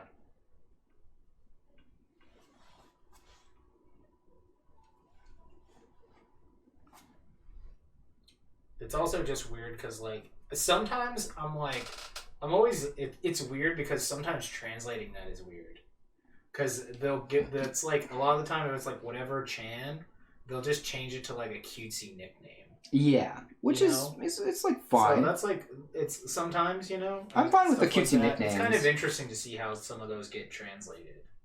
Like cutesy nicknames make sense because like that feels more American. Yeah, that's the more American version of that. Like or how they have to change. Like Persona also is got some weird localization changes, like how they call her Reset rather than Risachi. Yeah, that one's a little weird. Or when they change the Junes theme a little bit. Instead of the Everyday Young Life Junesu, it's like, every day is great at your June. Yes. Yeah, that's right. It is changed. But that one makes more sense to change like that just because of the fact that that doesn't sound as weird. You know what I mean? Yeah, the lyrics don't make sense in actual English. Yeah, because it's so, like, them changing... It's like, what does Everyday Young Life even mean? You know? Yeah. That's like, well, that's inherently very Japanese. Yeah, it just sounds weird, stuff like that. Yeah.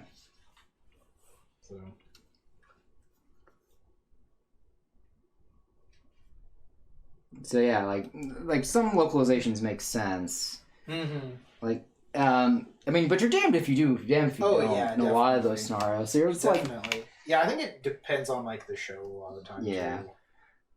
Stuff like that. This makes me think of the discussion on the forums for the Wotakoi subs. Yeah. Where people were like, this needs to be more weeby. And people were like, this needs to be less weeby. Yeah. And they're like, I'm sorry if this is your first anime. You shouldn't even be watching this as your first anime. Yeah, because it makes no sense. Yeah, because it doesn't really make much sense if it's your first anime. Because there's a lot of like that. It's like you're already going to know most of these terms. You know? And then like translating them into an English equivalent is weird, Also, it just doesn't make any sense because a lot of the shows they reference are really old. Yeah, that too. Some of that stuff. Like, because they're supposed to be otaku in Japan. Like, and otaku in Japan know different things than we do. Like. Yeah, exactly. And like I said, they're in Japan and they're using like these specific terms that the people who are in those fandoms already know anyway. Because like they don't say fujoshi in the official subs. For Wotakoi. They don't. But like anyone who's watching that probably already knows what that is. Yeah, and then like what is it? Or when they're talking about like games and stuff like that, and they using game speak and things like that, like when they make references to Monster Hunter and stuff like that. Like the people who are in those fandoms will know what's going on. They don't need to be like pandered to.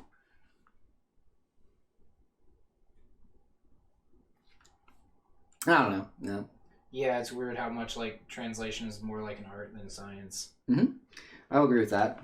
Translation is also very interesting too because you're like, you want to try to keep as much of the original essence of the original as possible, but at the same time, sometimes it just doesn't work. Yeah, and sometimes it's pretty funny, and people can. I love when people get like really heated about it, like the whole the Crunchyroll thing, where now if they say lolicon, they change to say pedophile. I thought that was great. Yeah, I think that's really funny. Yeah. But it's just like hilarious to see everyone get mad about it too. Yeah, because that's why I thought it was funny. Yeah. Oh, I didn't know you were a pedophile. Yeah. No, it's just really funny. Lolicon. Look, that's what that means. Yeah, it's just really funny. Yeah, it is really funny to see people get like super like heated debates over that kind of stuff because you're like, oh man, I never want to hang out with you. Yeah, or it's like my debate about sound effects, where I think the sound effects should generally not be changed when they translate manga. Yeah, that's fair. It's tough though. That one's a little tougher. Yeah, that one's tough. Because that one I can agree with, but at the same time, I'm a bit more of a like the reason why I personally like the non-translated versions of the sound effects is because the way those sound effects are usually drawn are ways to help frame a picture, and I feel like it usually frames it better than what it gets changed to. When it gets changed to, yeah. So that's my personal take on that, at least. So it's not like a big thing. I just think that's a little. Yeah. I prefer it that way. That's more of a preference. It's all that can be kind of immersion breaking. I don't know, a little bit. I'm not For you, sure. maybe. It depends on where you're at in your like manga reading career, I guess. I don't know the word for that, but Yeah. So, because I'm reading it backwards already, and then some companies do it and some companies don't. Yeah, some companies do have or at least I don't know. Maybe they've all decided to do one or the other nowadays. No, remember. It's all different. So, it's all different. All dependent on the company. Because I know Shonen Jump still translates it. They're pretty particular. Yeah, I think Viz does it usually. Yeah, Viz is a very like translate sound effects, if I remember right. Yeah. What are your? In the day, they used to just always translate them though. Yeah, actually, that's an interesting question. How do you guys feel, or do you guys care like about when you're reading manga or things like that? Because I know a lot of you are like me and you steal your manga. So yeah, right. But do you guys have any opinion on like the sound effects debate? The sound effects debate, even if any. It's like I know I have an opinion, but not as many people like look at comics and are like, oh yes, it needs to be this authentic. Yeah, exactly. You need to be this level of authentic for me to read your book. Look, Tokyo Pop was 100% authentic. That's what it fucking said. Said that on all the books. But did it actually keep the sound effects? I could go look real quick. I was like, yeah, I think we have I'll be some. back. I think I might still have some that have that label on it. Let me see.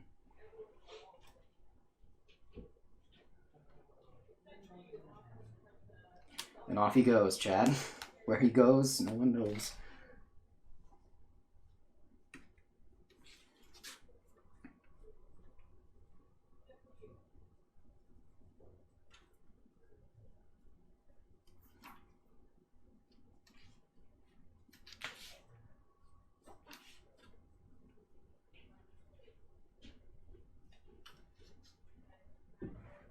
Chat, I'm looking at my Tokyo Pop version of the first volume of Magic Knight Rare Earth 2, and I can confirm the sound effects are in Japanese. It's 100% authentic.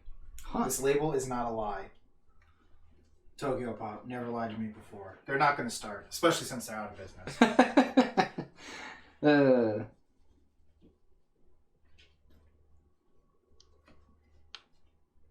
Actually, it's interesting. So, for those of you who don't know, there's actually a really interesting history with Tokyo Pop and manga as a whole coming to America. Because Wes can tell you, too, because he's got a lot of old manga volumes, like Sans and Eyes, Dirty Pair. No, that wasn't Dirty Pair. I'm got some Gunsmith Cats. Gunsmith Cats, Urusei Yatsura. All my old Ranma books, too. Yeah, that. So, like, the history of manga is actually pretty interesting when it comes to the translation and coming to America. Because originally, yeah, they would flip it. And they would be in, like, more large style books. They'd be more traditionally American size books. Some huge ones. Even our versions are still bigger than the traditional Japanese manga. Manga books are actually really tiny. That's why they're so cheap. Yeah, they're on, like, what is that, like B5 size paper? Yeah, they're on B5, and they're also made of, like, really cheap newsprint. Yeah, it's really thin. I have some Japanese volumes. The way the paper feels like night and day compared to an American. Yeah. So, but they get dust jackets, yes, which are so fucking cool. I wish we had dust jackets. But it was actually Tokyo Pop who was the first people to make the 100% authentic manga where they didn't flip it, and they actually made it into a size that was all uniform, so it was easier to fit on your bookshelf. That was the trick of it. Was like, 'cause they wanted you to be able smaller in the outfit, and then everyone followed suit after that. Yeah, because it was just for the most part. It was super popular to do that because it was also a lot more cheaper on their part too, because they would be using less high quality paper. And then their, books were cheaper too. Books were just cheaper because they're smaller. Yeah, that stuff was interesting. They went from like an average of like $17 down to an average of like $10. Yeah, which is insane. Yeah, that was great. Yeah, so people had a lot higher access to it too, just because it was the principle of it being cheaper. Mm-hmm. And then just from there, it kind of, spiraled out of control. Originally, they had obies with them too, but they only did that in the first run. Yeah, and then they stopped doing that. I don't have any that have that still. I only had one book that ever. No, I had two books that had that.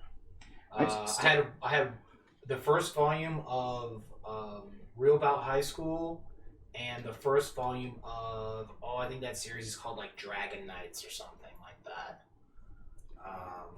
Which were both like kind of meh, so that's why I ended up getting rid of them. But they had a plastic obi around them. That's a little obi is the term for like a sash on clothes in Japan, and so they also use that for like a little advertisement thing that's wrapped around the book. Yeah.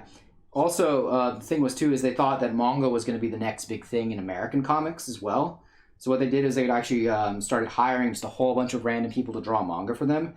Yeah. And that's actually what ended up leading to their downfall. Yeah, it's pretty funny. Most of those are terrible. Because they're all terrible, yeah. They're terrible. Because they just thought, if it looks like a manga, people will buy it. They're so bad. They did not even like consider like, we should make something good. You know? They are like the epitome of like edge, of like middle school edge from what I remember. Yes, they were not very good. They were also just poorly drawn for the most part. Terrible quality. And none of it, you could tell it wasn't manga basically. It was, you could just like, you immediately knew it was like some sort of fake ass manga shit. You instantly know what a Tokyo Pop original looks like. It looks like a DeviantArt.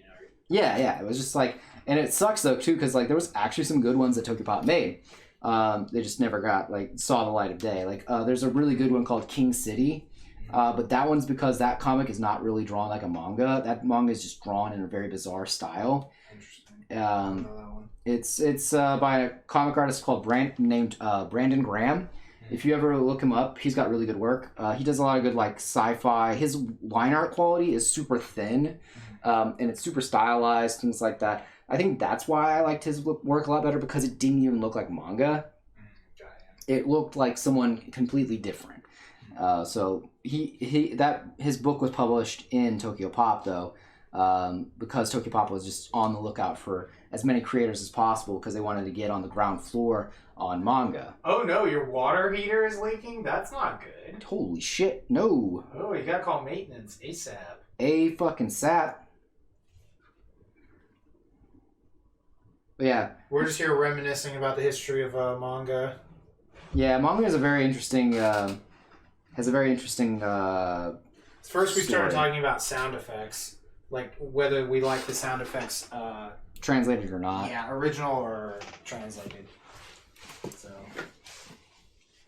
But I got onto the history of manga in America, and I think it's a really... And as one tends to do, you talk about Tokyo Pop. Yeah. So... That's how it goes, man. That's just how it goes. You know, you're talking about something, next thing you know, you're talking about Tokyo Pop. Mom's texting me right now, so I have to go tell her that we're going. Great. Oh, your mom? Yeah. Drawing Yu-Gi-Oh! Characters. I think the bottom of this cup is a little weird. Stream. Yeah, I'm gonna... That's one of those things that you have to do in color to fix. Okay, yeah, I was like, it should be angled or something. Yeah, that's a color thing. Okay. Wine glasses are very hard to draw, chat, and I did actually reference this, don't get me wrong. Okay, I was a little confused. I also, actually, fun fact, so there's like, you know how people will hold the wine glass like this? Yeah. That's hella wrong. Isn't that for, like, brandy? Yeah, that's for I see brandy. when you do that with brandy. Yeah, so the reason you don't do this with wine is because your hand is hot, and you want to have wine at a very chilled temperature. So you actually want to hold it like this. Got you. So most people, whenever you see it in media and they're holding wine like this, call them out on that, because that's wrong. Yeah, that's a brandy thing. Yeah. That's where you, like, swirl your brandy. Mm-hmm. Menacingly swirls brandy. Menacingly. Was it menacingly vapes or whatever from Neo Yokio? Some shit God. like that. I don't know if that was a real subtitle, but I saw it with that once. Oh, God. That sounds awful. I still kind of want to watch that to see how bad it is, just because Josh said to like do that. Yeah, I was yeah. Like, damn, if Josh is in on it. Yeah, Joshua, for those of you who don't know, he has impeccable taste. In the sense of, like, he's extremely picky about what in media he consumes. So, like, if he says it's good, it's probably really good. Like, he was the one who told us to go watch the Slime anime, and we're like, I don't know, it's another shitty isekai. And he's like, nah, man, you gotta understand. This is a really good shitty isekai. And it was actually really Yeah, good. it was pretty good. We never finished it, though, but Yeah. I thought it was fine. Yeah. I don't know if I'd go back and finish it, but I enjoyed it. Oh, yeah. I kind of want to watch the bookworm one. I heard that was pretty good. I'm still waiting for the Villainous Oh, season yeah. 2, though. Villainous Season 2 is going to be the jam. Oh, 100%. Yeah. I know, the new Inuyasha comes out, like, this week. It's already out. It's today. Yeah. It's on the 3rd or whatever. Today's the 3rd. Is it the 3rd now? Yeah. Oh, yeah. Because he posted Kurama. That's right. Okay, then, yeah, so it'll be out. So we can watch it tomorrow. Yep. Yeah, see how it stacks up? We can see how it stacks up. What does? The new Inuyasha. Oh, see, yeah. Okay, I was like, what stacks up? What are you talking about? Because you said, see how it stacks up, and I'm like, what is stacking up? What are we talking about? Yeah, how it stacks up to the OG. Yeah. And who I'll did probably give it... Oh, and who fucks the Shomaru? Yeah. I don't want it to be the kid. Right. I don't want to have to call Chris Hansen. Right. Yeah, I'll probably give it like 3 episodes. 3 episodes, Yeah. 3 or 4 episodes, and if it doesn't get me. Yeah, usually a show like that. I haven't heard the theme song yet, so I'm going to save that for when I watch it. Because I do remember when I watched Inuyasha the first time on Adult Swim, and that theme song came on because I watched the first episode, I was like, oh yeah, immediately went to Kazaa and fucking downloaded it. That's So... funny.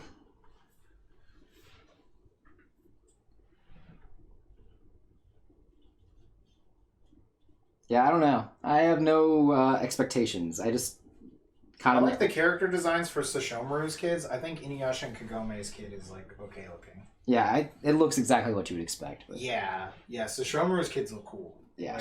Which is what you would expect. Yeah. No, you'd expect them to look fucking cool. All of those are within expectations. Yeah.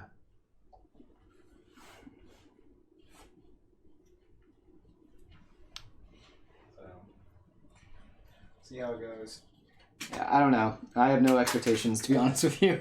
Yeah, I don't know at all. I just it just came out of nowhere and now it exists, you know? Yeah. So I'm like, sure.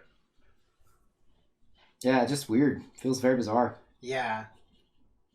It's like... I just remember just being blindsided by this announcement.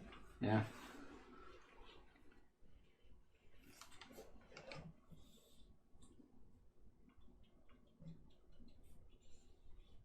But I think Golden Kamui Season 3 should be out next week, right? Really soon too. Because we have to. We're like 2 episodes. We're maybe 1 week worth of episodes behind. If we're 3, we'll just probably watch 3 episodes or something. We're almost done with Zero Experiments Lane, so we'll be able to get through that too soon. Yeah. I don't mind being behind on some of the newer weeklies. Oh yeah. Because we can just catch back up on them again. Yeah, it's not a big deal either way. Yeah, I still need to go make a list of what I'm gonna watch. Is it good? Oh, we don't know yet. Yeah. You haven't watched normal Inuyasha?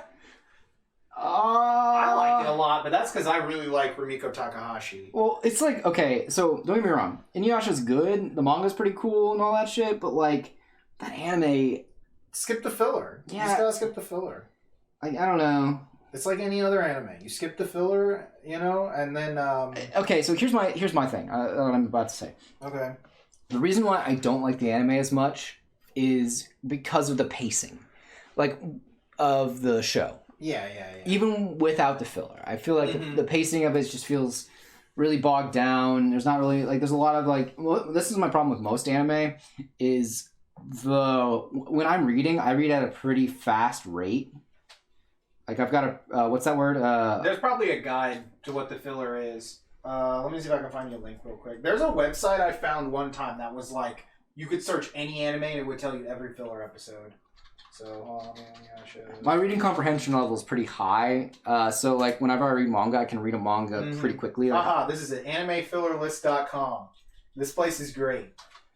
So I can read a manga volume in 1 hour, whereas opposed to a show, 1 hour is 2 chapters at best most times. And Inuyasha, it got to a point where it was kind of like One Piece, where they were really stretching it out because the manga caught up to the that's towards the end of this first one, and then they waited for a long time when the manga finished, and they made a second series, and that one goes by real quick. Yeah. Oh, they made a second series? I don't remember that.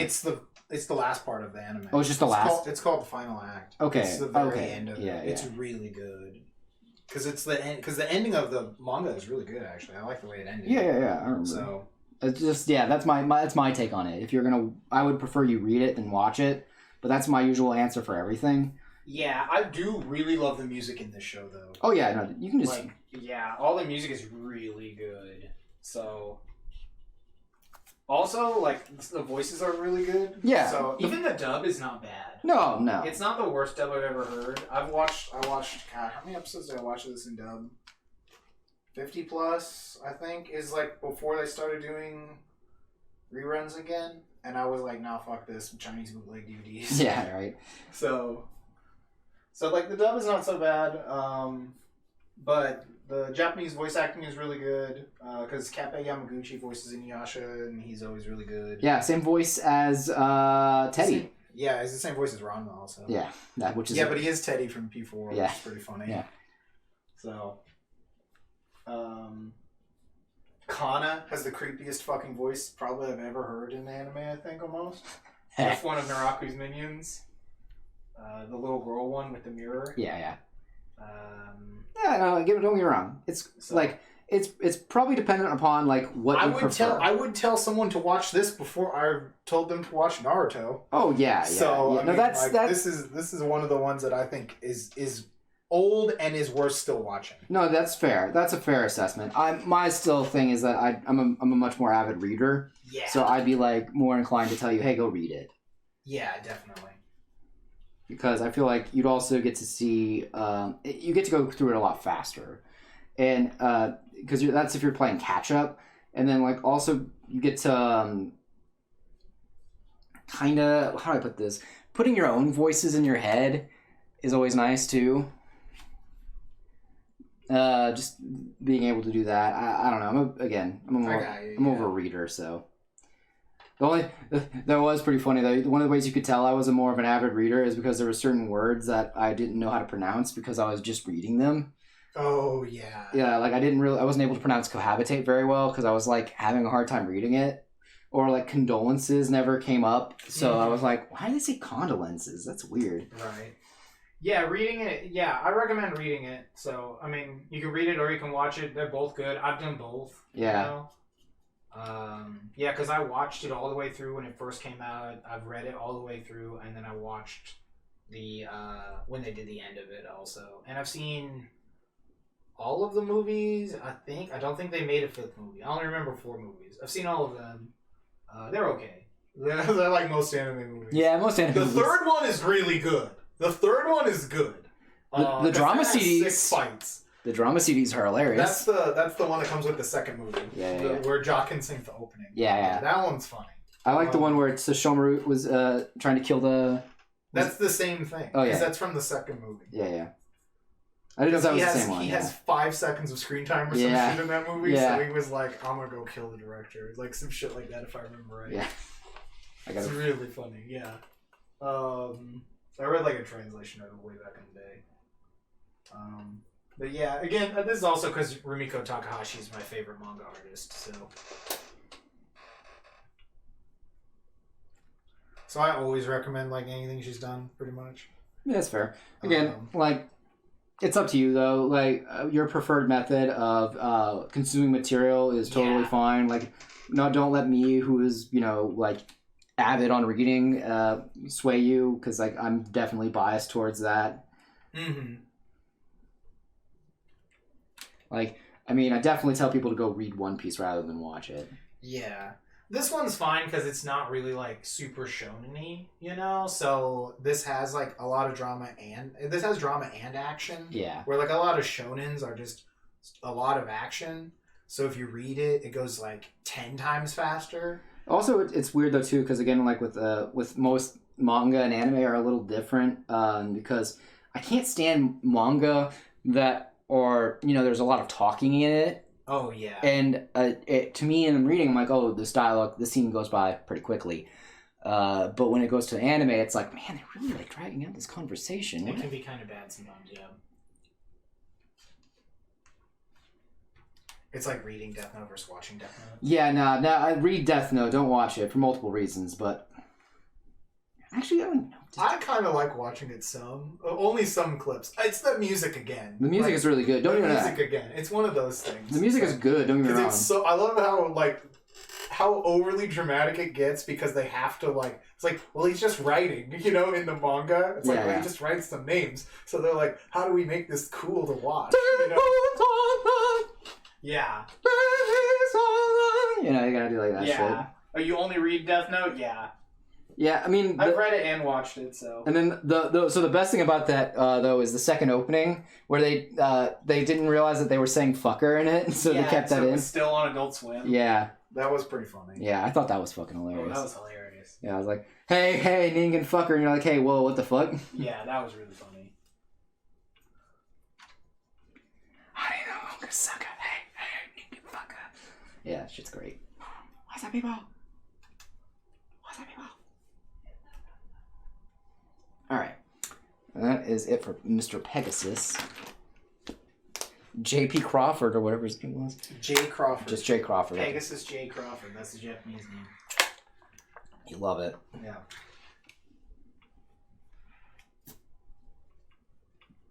Saddest backstory. Maybe. I don't know, actually. This is... There's so much text in the manga, I can't imagine having to read all that subtitle. Yeah, it was, yeah. I mean, I watched Bakemonogatari too, so I can't talk. Bakemonogatari is like, because a lot of people joke that Bakemonogatari is PowerPoint the anime. I'm like, really man, is. I'm like, yeah, it's PowerPoint for people who can understand Japanese, but for me, it's Microsoft fucking Word the anime. Also, it's like the Seinfeld of anime. Yeah. I love that shit. No, yeah, that's the reason that I don't like.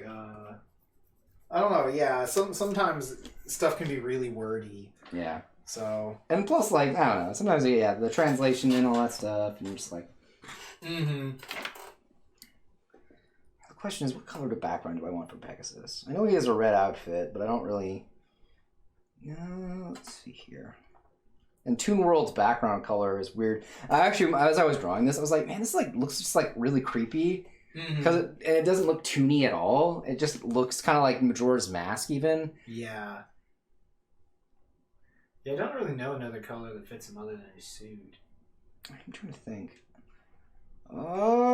What's the background color on the card?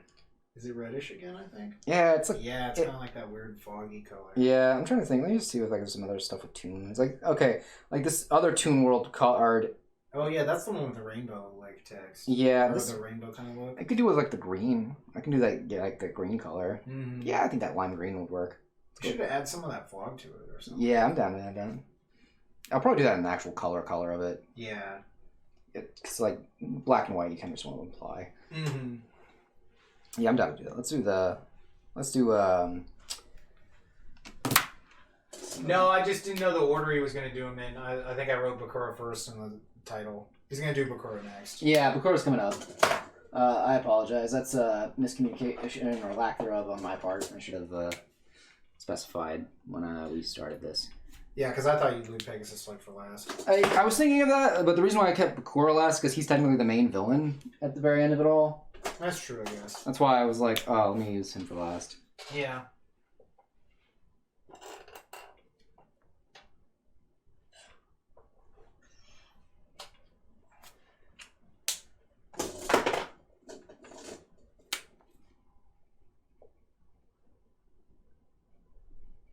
You know, speaking of Inuyasha, though, it was funny. I was at Racetrack a couple days ago, and the cashier was like, "Oh, I like your shirt," and I was wearing like one of those Akon shirts. Oh, nice. And I was like, "Oh, you like anime? Yeah, what do you like?" And he's like, "Do you know Inuyasha?" And I was just like, "Oh my god, bro, the new one comes out in like 3 days." He's like, "What?"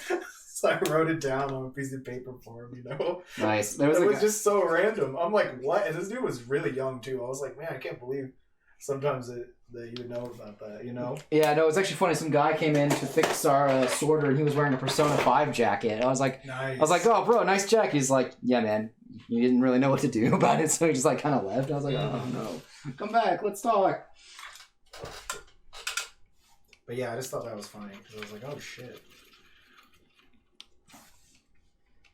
Come back, tell me who you romanced. Oh no. No. Then he's like Futaba. Yeah, no. And you immediately regret it. Right? No, oh shit. Watch out. No, I'd never asked anybody who they romanced. That's a weird question to ask when you just meet somebody. You know? That's when they're not at a con. Yeah. When you're at the con, it's all fine. There are very few weird questions. When you ask them that on the second date. Yeah, right. It's like, who did you romance? Oh, you romanced Futaba. Weird. Suddenly my grandpa died. I gotta go. Yeah, you look at your watch, you're like, I left my oven on. Yeah. It's like that. Oh, weird. Oh, strange. Yeah. Hmm. Oh, I'm getting a call from Jesus. Yeah, I'll be there. Yeah. Yeah, right. I gotta go. Ooh, weird. Fucking funny. Yeah. I just like come up with like the weirdest Right. reasons to not hang out with him anymore. Mm-hmm. Oh, Lord.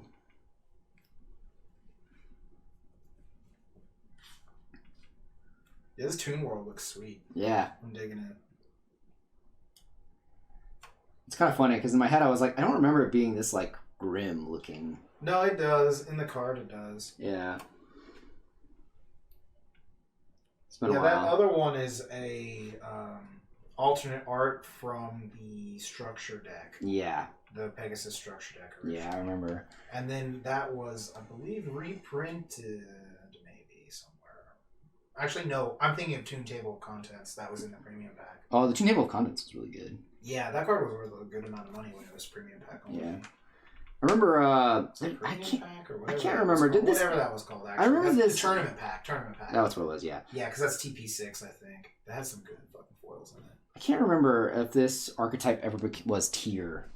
I don't know. They did get like support every now and then. Yeah. In the later years, like Because more recent years. I actually wanted to collect all of the Toon cards at one point because I just thought the like Toon Dark Magician Girl looked cool. Toon, they had like a whole mess of Toon cards, and I was like, man, these cards look cool as fuck.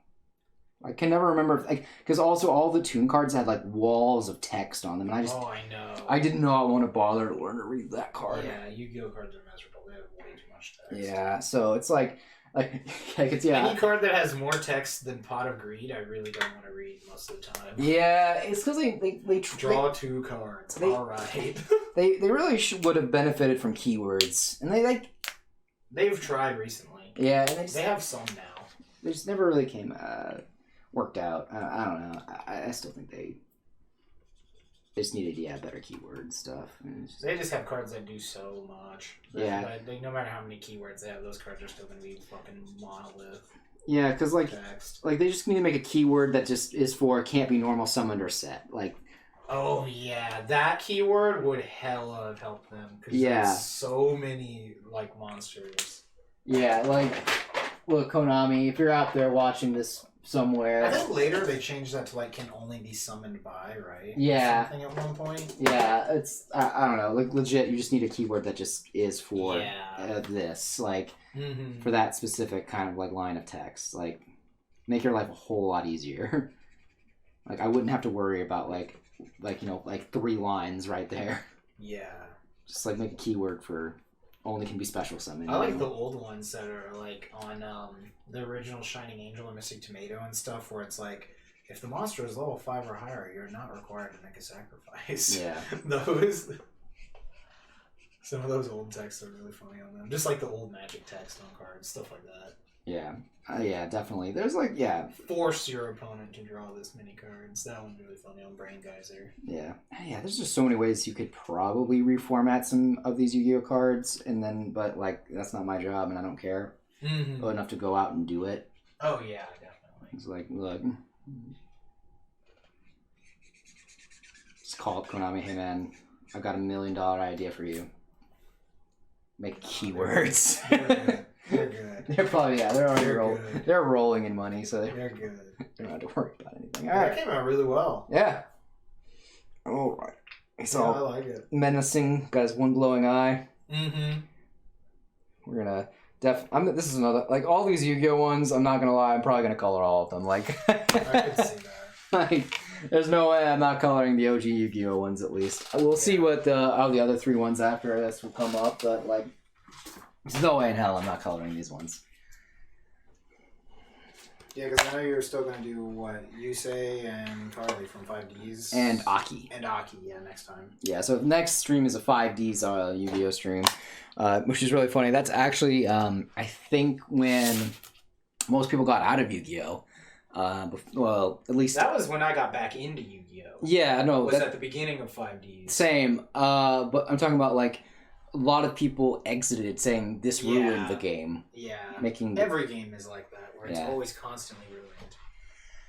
Yeah. And again, that's why I always think that, like, generally, like, that's why whenever people are like, oh, I've been playing this game for X many years, I'm going to quit, it's like, that's fine, they don't care about you. They're going to get more people. They're growing their audience. Yeah, it's weird. Because we actually had this discussion before we started the stream, where it was like, Magic is doing a lot of new things, and it's kind of like really alienating their current player base. Yeah. Because they're not really looking to keep their current player base. They want to get, new... Well, it's mostly the vocal element of their current player base. It's such a small percentage, and like... It's also... They don't care about them. Yeah, because also like... They're a company.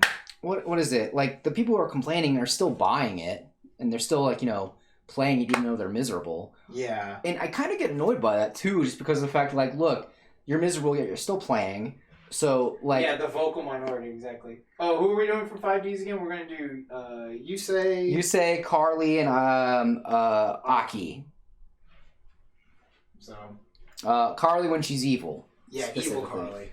Yeah, it's like, it's so frustrating because, to hear the vocal minority of it all, because, like, it kind of forces a negative mindset on people. And like, it makes the game for me less enjoyable whenever I hear constant bitching and moaning about things. Yeah, I get you. Like, and don't get me wrong, sometimes there are just offensive things in the game. Like, Uro should never have been printed. Like, yeah. For those of you who don't know. But like, other than that, like the play patterns in games, things like that, I'm usually fine with. But then when people are just constantly like saying, this needs to be banned, this needs to be banned, this needs to be banned, this needs to be banned, or like, this game is shit, I fucking hate this game, I'm like, that's fine. You don't have to tell me that. You can just leave. You can just quit. Yeah, like, but then they're like, well, no, I want That's it what we did with Yu-Gi-Oh! Yeah, that's what we did with Yu-Gi-Oh! Because, like, don't get me wrong, I still have my cards and I still like to play casually, but like, and I play that online stuff, but like, whatever, man. Like, it's not a big deal. Like, I don't care about what's meta. I'm not here to play for competitively anymore because I found playing competitively made me miserable. Yeah. And I want to play a game. I want to play it for fun. Right. Like, weird. What a weird fucking concept. Right. I get you. Hold on. I'm gonna unplug this light and then I'm gonna go get my phone charger and plug my phone in. All right, we're gonna take a break then, I guess. Well, no, it's fine. I'm just gonna do this. Okay, cool. I didn't know if we were breaking or not. No.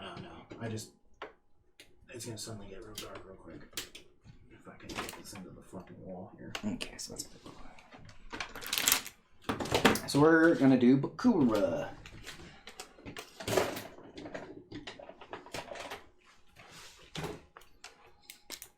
So this is actually gonna be kind of fun. There we go.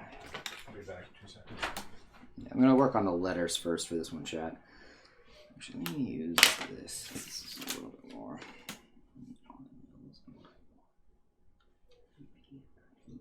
This.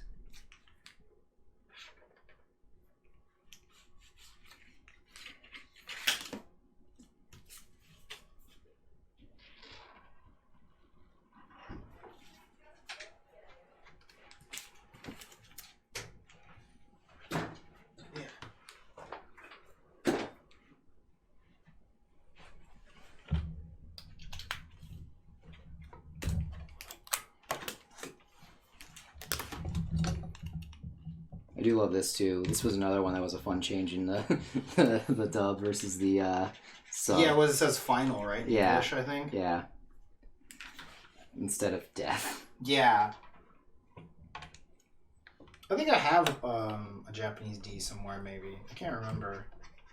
It's been quite a while. Okay, so I'm gonna work on this D real quick here. What do we got here? The one with the motorcycles, yeah. Is that the one with the dude who had Yugi hair, but it was black? Yeah. That's one way to describe his hair. That's funny. I've seen it compared more to a crab. Yeah. Well, the other guy had the crab hair also, even more, right? Or no, maybe someone else has a crab hair. But yeah, definitely. Yeah, it's the dude with like the sweet face tats. Yeah, because that was like Mad Max, but with fucking card games. Yeah. Yeah, it's the guy who has the face tats. Yeah. That's the dude from 5Ds. I'll just bring up a picture of him real quick.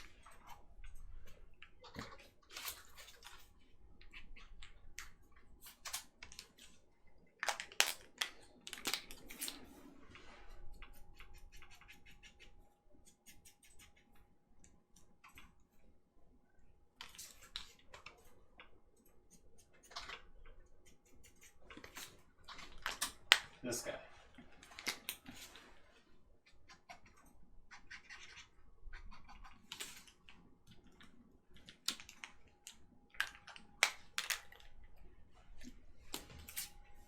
This is the one that had a lot to do with like class economic issues. Yeah. At first. And then it became about time travel and got really dumb. Yeah.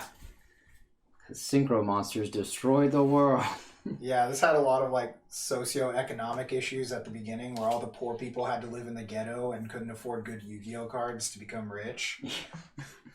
So, and they couldn't afford good motorcycles either to become rich Yu-Gi-Oh players. Yeah, it was a weird one. So it was definitely a much more like you're like watching and going like, this is dumb, but at the same time, oh yes, I understand. Yeah, I love it. Oh yes, I'm making socio-economic. Yeah. Well, there's really some pretty good commentary here, you know, about how like the rich, you know, oppress everyone and stuff, you know, and in prison and some other stuff, and Yeah. I mean, yeah, they're playing card games on motorcycles, but there's a message in here. Yeah, There's police brutality issues. There's other stuff. Yes. And then it ends with time travel. Time travel because we need to go back in time to stop synchro summoning. Yeah, exactly. Synchro what now? Yeah, it's fucking hilarious. That was so dumb. There's also an arc that's like Wild West themed, where if you lose the duel, you get put into slavery for life and have to work in a mine until you die. Yeah. So that was pretty intense.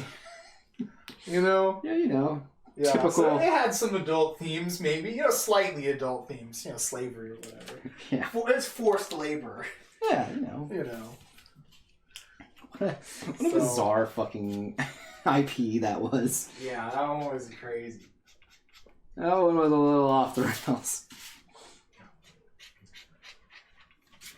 It's probably the best one besides the original one. Oh yeah, I actually really enjoyed the good parts. The good parts of 5Ds are so good. Oh yeah, I fucking like the first half is really like good. It's one of those weird ones where I actually wouldn't mind watching parts of it again. I don't know what to tell you, but it's one of those. I don't know if I'd call it a guilty pleasure. Maybe because I do feel guilty about liking it, but Yeah, all the changes in the middle because of like corporate interference. Yeah, definitely. Yeah. Yeah. Because it was like everything got because they switched writing staff in the middle of it, and you're like, yeah, that's when it became like much dumber. Yeah, because it was much more like for kids at that point. Mm-hmm. Yeah, which is weird to have to be that problem in this series. Yeah, this Yu-Gi-Oh! This children's card game anime was pretty good until they changed the writing and made it for kids. Yeah, it's such a weird thing to say. It's just because of aging fan bases and stuff like that. Yeah. So it's hard to deal with stuff like that because the aging fan base still wants to enjoy the franchise, but they don't have their parents buying them hundreds of thousands of millions of dollars worth of product. Yeah. Which is what actually sells. Yeah. Yeah. So.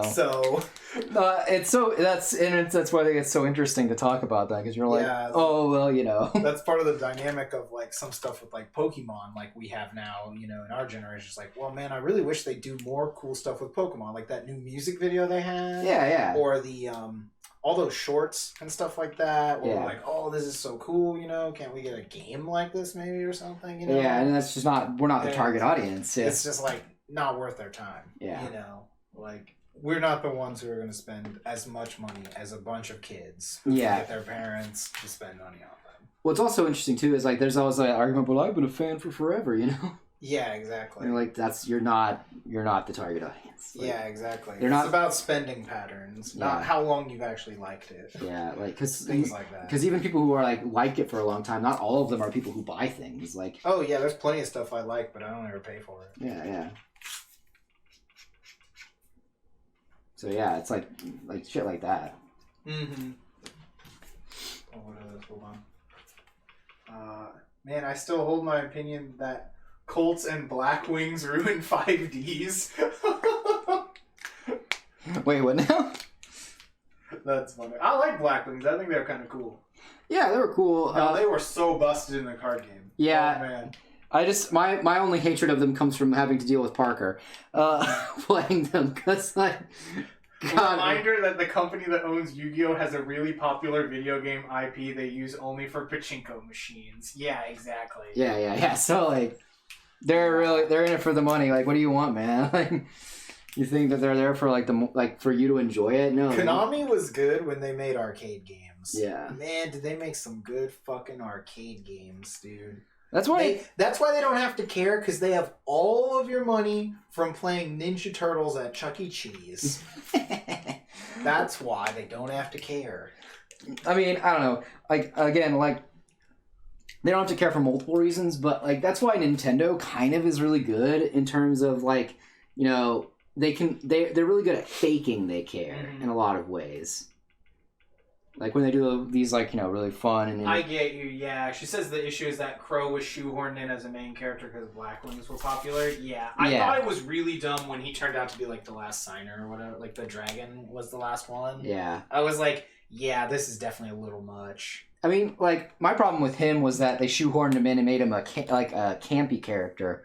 Like, he was kind of cool at first when he showed up for the first time, and you're like, okay, he was one of the people from the original Team Satisfaction. All right. Yeah. What did they change it to in English? I don't know what it's called in English. I only know it as Team Satisfaction. I do remember it being changed. Team Good Times. I don't know. Could be anything. Could literally have been anything. But yeah, no, his character, like, he didn't have an arc or anything like that. He was kind of just that's there. the other problem is that every character became a comic relief character. Yeah, like, except you say. Like Jack Atlas. Jack Atlas became a fucking comic relief character. They did him so dirty. When, like, he was the coolest, like, not Kaiba ever. I fucking loved his backstory. Yeah, which pushed Aki out. Yeah, and then Aki got pushed out completely. Yeah, and the whole cult thing. Oh, yeah. Yeah, no, there was... Oh, wait, Carly's VA is in that cult? That's what you meant? I didn't know that. Did not know that. Interesting. Oh, shit. She's in, like, that same cult that the girl from Forza is in? Nice. Is that the same? Is she in the same cult? Nice. Good for them. That's crazy. That's the only Japanese cult I know of, so... Other than the one that did the nerve gas attack. That's a different cult. Yeah. They got rid of those guys. Good for them. But again... Because they were tied to that leader, so... But again, yeah, like, the 5Ds... Like, when it was good, but, like, you legit only have to watch up to after the Darksiders arc, and then you just don't ever watch it. That's how Oh, that makes sense. Yeah, okay. So wait, what now? Said after that, 5Ds didn't want to be associated with cults, so that's why they ended up dumping, like, her plot with all those psychics and stuff. Because remember she was involved with that actress, too? Yeah. In the backstory? I think that she was an actress, right? The Yeah. reptilian one? Yeah. Yeah. Oh, okay. Huh. Interesting, I didn't know that. You don't know if it's the same, but okay. That's just the big one that I know of over there. It's the, like, basically they're the Scientology of Japan, from what I understand. Yeah, again, like, sucks that things get ruined because of politics, I guess. But, like, like, just watch past the Darksiders arc and then don't watch it ever again. Yeah. Watch Crash Town maybe once or twice just because it's so silly. Yeah, I think after that I wouldn't watch the show anymore.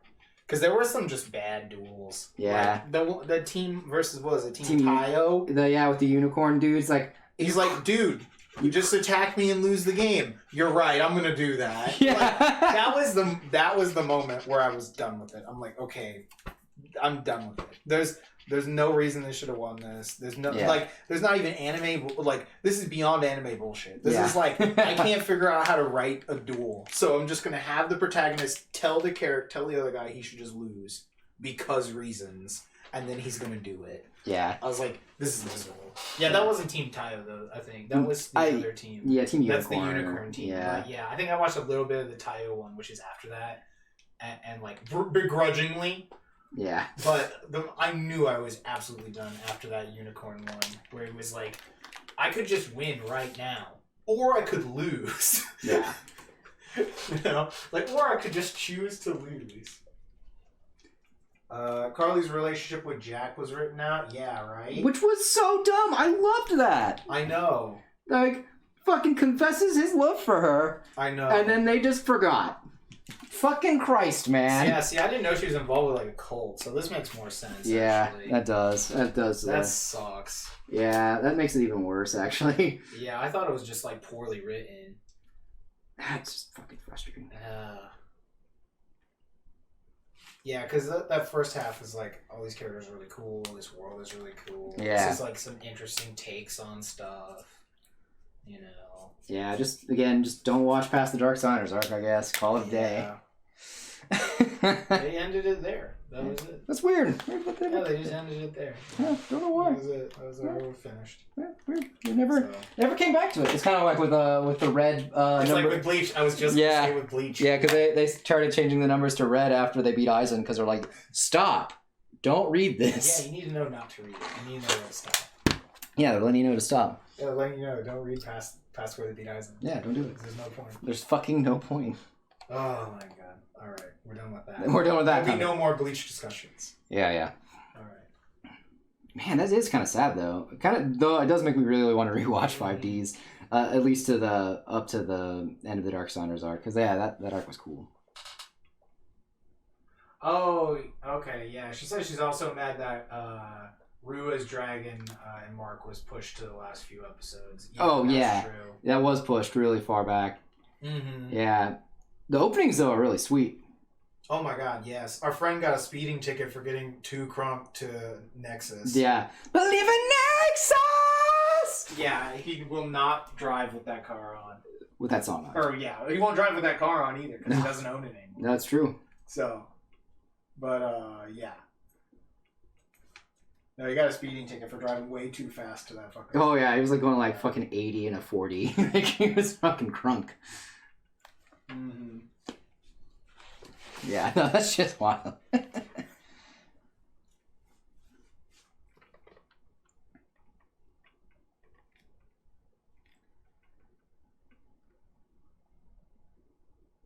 Yeah, man, I just actually just watch 5Ds on my phone or no, on my iPad at work. Just be like, fuck it. I don't know. Yeah, I'm watching a children's trading card game on motorcycles. What does it? Deal with it. So, look, man, life's short. I'm gonna watch the good parts of 5Ds. Watch the anime you want to watch. Yeah. Right. It's like I said when we were watching Rosa Versailles at fucking work and shit like that. Yeah. Or when Ash said she was watching Kill La Kill on the computer lab. Yeah. And stuff like that. I've definitely watched anime in the computer lab before too. Oh yeah, that's actually what I would usually where I would watch my anime when I worked in the library at in New York.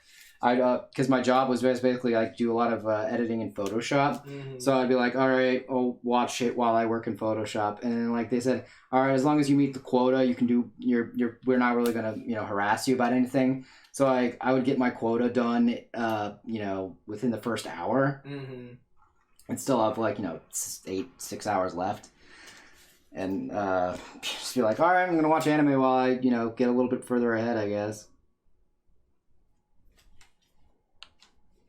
Yeah, I do remember when the dragon busted out of Powerful Dragon. That was pretty cool. Oh, yeah. That was cool as fuck. Yeah, I remember that. You're biased because the twins are your favorite? Twin stuff can be pretty cool, usually. Yeah, there's some interesting things that people do with twins in stories. Like that. I actually thought was interesting too, actually, now that you bring this up, is the twins in the manga of 5Ds are super different from the twins in the anime. Are they really? Yeah, like... They're hella evil in the manga. Oh, shit. Like... I know that manga is really different. Yeah, the manga is super different. Yeah. Because like everyone's way more evil. Yeah, I've read a couple duels. Yeah, like, because Rua, she's, like, quiet and has, like, a hood up the entire time, and she has, like, the really dead eyes and things like that. And, like, fucking Luca's, like... goes up to Yusei and he's like, I'm gonna fucking kill you. Like, he's just like all like murder happy and shit. It's weird. Yeah, it's just the night and day difference between the anime and the manga on that one. Yeah, I really liked the GX manga. That was one I liked. Yeah, I actually like it because there's a lot more involving with the school and shit like that. Same, yeah. I also thought it was cool that the villain was Tragodia. Yeah, because just because that card was like kind of the villain at the time of the game anyway. It's so true, yeah. So it was interesting. I was like, oh shit. This card's fucking evil. This card is the villain. Like, that's kind of cool. Yeah. No, I agree with that 100%. Yeah, all the mangas, like I said, all the mangas after the original one are very different than their anime series. Yeah, and then like they're all really good in their own way. Mm-hmm. Like again, the Zeal manga and the Arc 5 manga are just really well drawn because I really like that mangaka and I want to see what he would do for his own original work. But like stories are probably kind of meh. I just really like how they're drawn. They're not like the best, but they're not really meant to be the best. They're meant to, make you buy the card. I've only looked at what you've shown me from those ones. Like I said, I mostly read the original one, the GX one, and some of the... Because also what's nice about the manga for the Yu-Gi-Oh! Ones is that they're not convoluted plot lines. No, they're usually really simple. Yeah, like... Because the anime for Zeal is pretty convoluted towards the second season. Like, I really like Shark as a character, and I thought it was crazy that he was, actually, an alien that, it was inhabiting a corpse, and I thought that was kind of crazy and cool. But, like, all the rest of the stuff in Zeal was not very interesting. I just liked Shark because, you know. I would agree that the twins definitely got like the least of anything. Yeah, she says the twins got shafted, and like Ruka's Spirit World connection doesn't do anything after the Earthbound Immortal arc, yeah. That's why that's the best. That's like why you just stop watching it after that arc. I think. Yeah, because that's when the writers switched. Yeah. It was like right after that. Yeah. And then also, like, the Dark, like, Signer's arc is just cool because people actually, like, get killed. Oh, yeah. Like, that psychic dude, versatile. Psychics were cool as fuck. That was a really cool addition to the series. I would love whenever the Nazca lines came up. Oh, that was so the cool! Coolest thing. That was, like, even cooler than when the Seal of Warrior would show up. I was like, this is way cooler. Yeah. This is the best version of the Seal of Warrior. Like, that's it. Hands down, 100%. Because also, I was always into, like, supernatural stuff like that. Oh, yeah. So it was, like, really cool to see those. And to see them turned into, like, cards and, like, how they were used. Yeah. Because I love the way Japan uses supernatural stuff from around the world. Oh, for sure. It's always very well researched. And not like... Because, okay, so when I was first hanging out with, like, Ellen for a while, she was watching the show Grimm. And that's like a show that's supposed to take, It's basically supernatural. Yeah, it's basically supernatural, but with more fairy tale stuff. It's more focused on fairy tales. Yeah, but it's all surface level. Yes. It's all like very scratch the surface. Like there was a whole episode that I watched. It was about like some Native American stuff, and I'm like, my mom would watch this show. So yeah, I'm familiar. So I was like, that seems wrong. Like because we're talking about like this Native American thing you have to do. Yada yada yada, and I'm like, okay, hold on, let me talk. I'm actually, I went up like, and I was like, heavily invested in figuring out how they fucked this up. And my God, that's funny. Like, I was offended for the Native American people because they mentioned specific tribes. They went and mentioned specific tribes, and they were talking about their customs. And I was like, well, hold on. Well, if you're gonna blatantly say a specific tribe name, I'm gonna go look up that specifically named tribe name and then figure out what they're actually interested in. We're making you want to rewatch 5Ds. I kind of want to rewatch 5Ds after this now. I'm so down, bro. Like, fuck that it. sounds sweet. Yeah, I don't give a fuck. We maybe that's what we'll watch after we finish Juban. Yeah. We'll just rewatch the first like 50 episodes of 5Ds or whatever. Yeah, no, I'm down. I think that's like 50, right? It's like 50 something. Something along those lines. Maybe. Yeah, I mean it's about the length of a Toku show, so you know. Yeah, I feel like it was around that many. Yeah. Cause that's like the second arc of the show, right? Like the second big arc. Yeah. And this is when they were still doing more like 26-ish shows back then. Especially for a IP like this, you know? Yeah. Like the arc is generally like... And on Yu-Gi-Oh! There's usually like a short arc. It starts off with like a short thing that leads into something bigger. Because Then they'll have like kind of something small, and then they have a big thing. Because the first arc for 5Ds was him getting out of jail and facing Jack Atlas and proving that Jack Atlas was from the satellite town. Yeah, and that's that smaller tournament they have at the beginning, right? Yeah. And then after that, I don't remember much of what they do until the Dark Signer arc. They don't. I think it just goes straight into the Dark Signer arc. That's why I'm thinking it's only like 50 episodes. Yeah. It's somewhere around there, I think. If anyone can prove us otherwise, you know. Right. How did they get away with those Native American references? Because they know they're not watching the show. Probably, yeah. That's why. My mom watched that show. Yeah. Like, she doesn't watch good television usually. It's supposed to be like, it's just like Supernatural. Yeah. That's what that show is. Yeah, that's why I don't like it, those kinds of shows, too, because they're, like, very surface level, not very well referenced. There's not really much intrigue in what's going on, and this, there's just kind of, like, you know, it's just there to be there. Whereas, like, with, like, you know, Japanese manga, anime, stuff like that, we were, like, looking up, characters from Soul Eater the other day, because I'm planning on doing some Soul Eater fan art for this stream, and, like, all the characters' names are referenced, and all their abilities and powers are named and based off of like actual things that are part of the culture. JoJo's like that too. Yeah, JoJo's like that too. Where it's like not just there'll be the song, you know, and the character's Yeah. like really inspired by the artist or the song, or Yeah. like the whole series, like a whole part can be like that. Yeah, like for part 8, it's all based off of like Elvis. There's a lot of Elvis. And then, like, also what's interesting too, though, when you talk about like Iraqi and basing things on it, like even his story structure will be based off of song references and things like that. Like it's you know, and there's a lot more research done in it. Mm-hmm. Like Golden Kamuy is a very heavily like historically referenced show. Yeah. Like, sure, he's admitted to the fact that he's probably, you know, like for some of the weapons and things like that that have been embellished because like certain guns just weren't around during that time period. But like that was just more for effect, and he's like, that's about it though. Everything else is pretty accurate and heavily referenced. So, like, but yeah, like it's just fucking night and day. I mean, that's a CW show anyway. Yeah, If I remember right. it is. Yeah, Yeah. So. I like. CW is either like the way most CW shows go is they have like 1 to 2 really good seasons, and then they have 10 other seasons that are not good. Yeah, that's how the majority of them are. I mean, most American shows are kind of like that. Where That's true. I feel like too many American shows are like that. Because like that's how Westworld was. Yeah. And same with what's it called? Game of Thrones. Yeah. Like the thing is just like the way that those shows go is they make it really good for the first 2 seasons to get you hooked with the sunk cost fallacy. I think they just can't keep it going usually. I'm just thinking of it like in terms of how they're not purposely trying to get you. They're not like, we're going to make this show good for 2 seasons and then we're going to make it terrible. Well, no, it's not about making terrible. It's the fact that they're trying to appeal to a general audience. Mm-hmm. And by appealing to a general audience, you lose out on what made it good. Oh, I get you.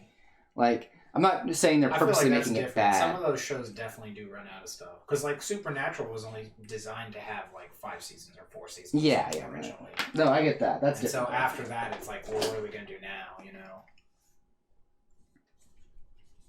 No, I get that. No, I'm talking more along the lines of like a show like Westworld is good, then it gets you know, it's trying to capture an audience, so it decides to, you know, take it in a direction. It's a completely different turn. Yeah, to be more not dumbed down, but you know, more.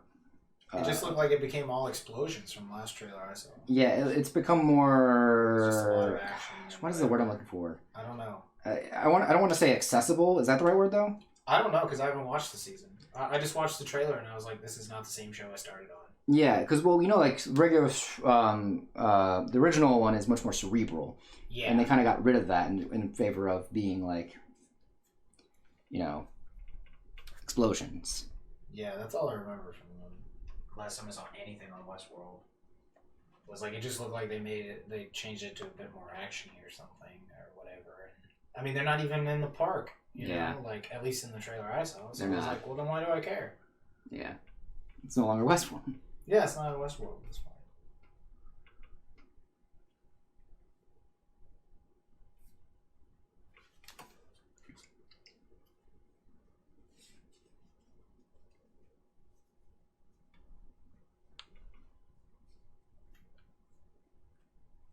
But yeah, I'm just talking about like shows tend to try to make it more appealing to a wider general audience, and that usually was how it loses a flavor. Yeah, I think a lot of the time they just either the writing will change, or I don't know, they just kind of run out of ideas or something. You know, somebody leaves the show and they were the person who was making it good. Yeah, I feel like happens a lot too. That's true. You know, and you're like, oh man, yeah, I don't know, this show just hasn't been good since whatever, and they're like, oh, that's because the original creator left after whatever season. You know, it's like, oh, really? No wonder it's not good. Yeah, that's a lot of things that seem to happen too a lot in shows, at least in American shows. Yeah, it doesn't happen nearly as often in anime, but like it does happen. But yeah, where it's like, oh yeah, the show was really good, and then all of a sudden it sucked. Oh yeah, it's because they left. Or like there's like contract disputes. Like I know like a lot of. Are you gonna go to sleep? All right. Oh yeah, it is like almost 11, guys. Wow. Yeah, have a good night. Appreciate y'all for sticking out. What are you gonna do photos for that Inosuke one you were working on, or for something else?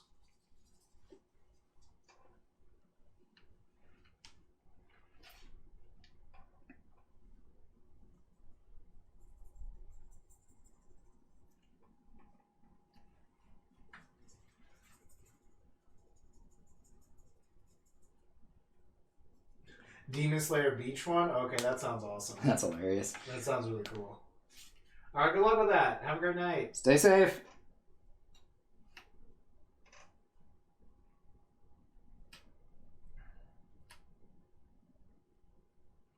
But yeah, no, that does tend to happen with like American franchises way more often. It's just because like they know they have an audience, so they can just keep making it. Yeah, sunk cost fallacy is like the usual thing I go for whenever. Well, I don't know if not all people keep watching it because of sunk cost fallacy. That comes up a lot, but I don't know. Like my mom just watches whatever. Like I don't think she ever thinks about like, well, I've already watched 10 seasons of it. She just keeps watching it. Yeah. You know. I know like a few people that are like that though. Yeah, no, I know people that are like that too. That's like, well, I've been watching it for 5 seasons or whatever, and I've hated it since season 3. You know, shit like that.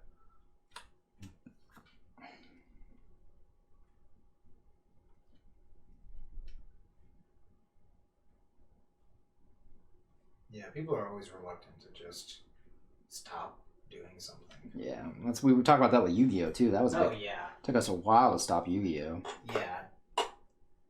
I mean, because we would talk to people and they'd be like, yeah, the game always sucks, but you have to keep playing it. Yeah, I'm like, why? And they're like, because you just do, you know? Doesn't matter how bad it is, you keep playing. It's like, what? That sounds more like addiction or being in an abusive relationship. Right? You know, I was like, I'm trying to have fun with this game. Yeah, when a game stops being fun, you should just stop playing. Yeah, exactly. The game's meant to be fun. Yeah. What a weird novel concept. Fun? In my game? Right. Only casuals have fun, Matthew. Yeah, right. I fucking hate people. Only casuals have fun. Look, man, you can be competitive and have fun. Competitive players don't have fun. It's in their contract. They legally cannot have fun. I don't know. You think anyone on the Overwatch League has fun doing that? No, they don't. I don't know. Paid to be there. They legally cannot have fun. It's in their contract. I mean, if a game stops being fun and you're being paid to play it, then yeah, I guess that's fine. That makes sense. But like, I don't know. My philosophy is if it's fun, play it. If it's not fun, play it. Don't play it. Sorry. Mm-hmm.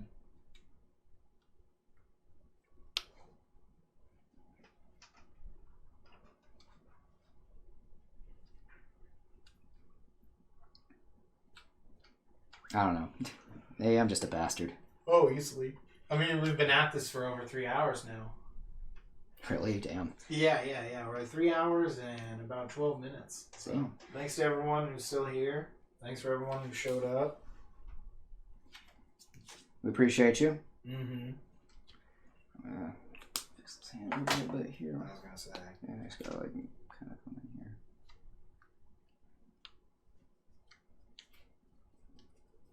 Might need to go back to hand practice. Yeah, right. It's because like the pencil I did was not like this at all. I was like, what? I was looking at this like when I drew it's been a while since I drew the pencil, and I was like, this doesn't look anything like I drew it. I thought I drew it. You know what I mean? Mm-hmm. Yeah, hand practice would probably be a good thing to really get back in on. And you can just draw just a bunch of hands in a row at the same time. You don't have to draw a whole character. Yeah.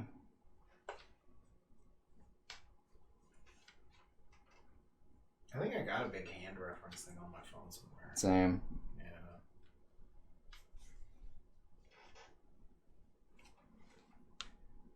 Yeah. Oh well.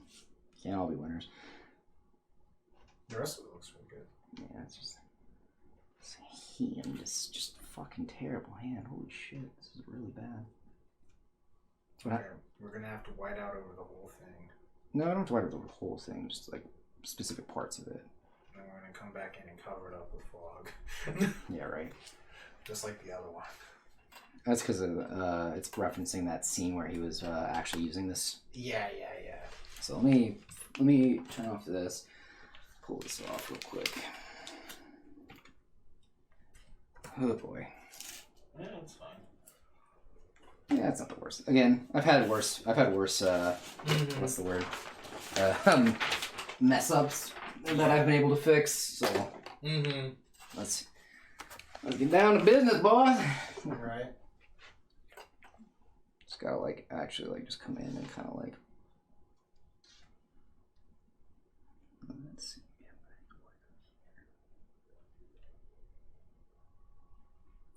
He's using the whiteout for its intended purposes, Chad. Yeah, right. Not for my usual purpose. I don't know what it is about these streams. No matter how much I eat beforehand, I'm always starving after them. I mean, it's been 3 hours, you know, and all you ate was some dumplings. I mean, it's pretty heavy. I don't know. Also, I'm a fat ass. That's fair.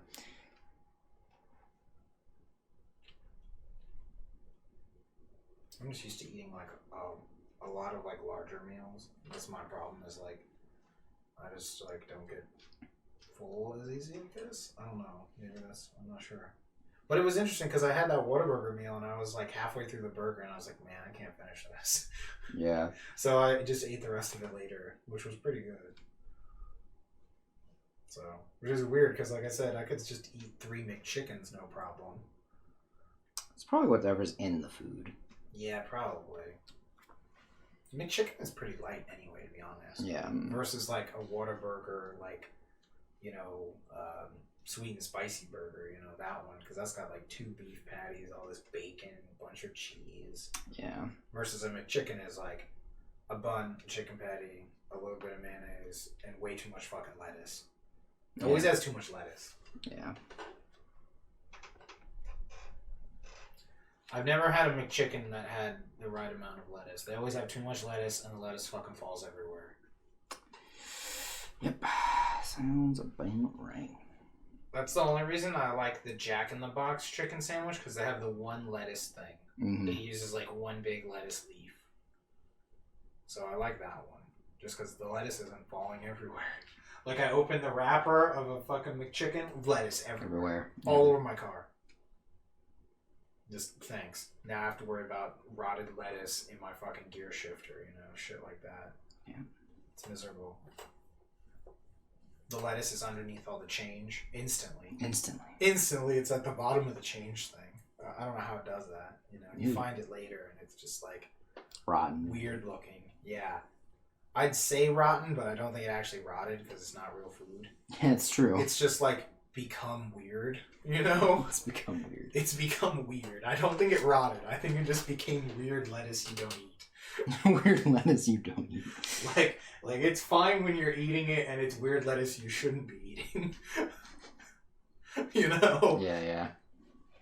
Okay, that looks a lot better. That looks a little better. It's still like really weird how thick the lines are on his hand. It's because it was supposed to be in the foreground. Yeah. No, I got you. You can still thin them out a bit. Mm-hmm. No, that's okay. Other than that, it looks a lot better now. Yeah. Okay, that's much better. Much better. The letters look really good. Yeah. I like how you did the death letters. Yeah, I told you, man. Mm-hmm. And you doubted me. Amen. Well, in the pencil, they just looked real derpy. Yeah, it's just because I was like, this is good. Yeah, because you're going to do it in paint. Yeah.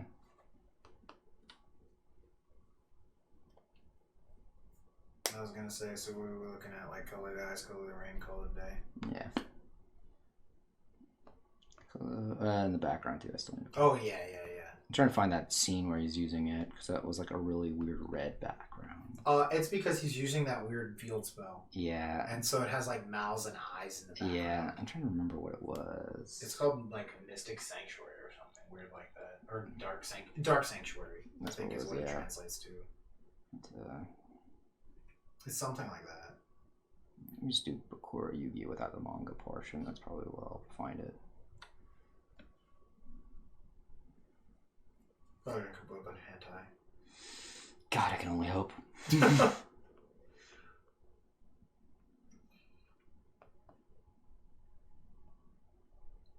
I'll find it for you. I'm good. Oh, damn, I did find the hentai. Told you. Damn.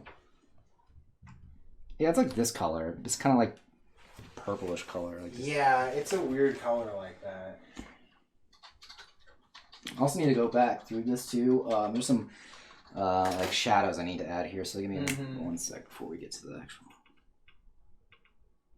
This is what the card actually looks like. This is the actual art for this card.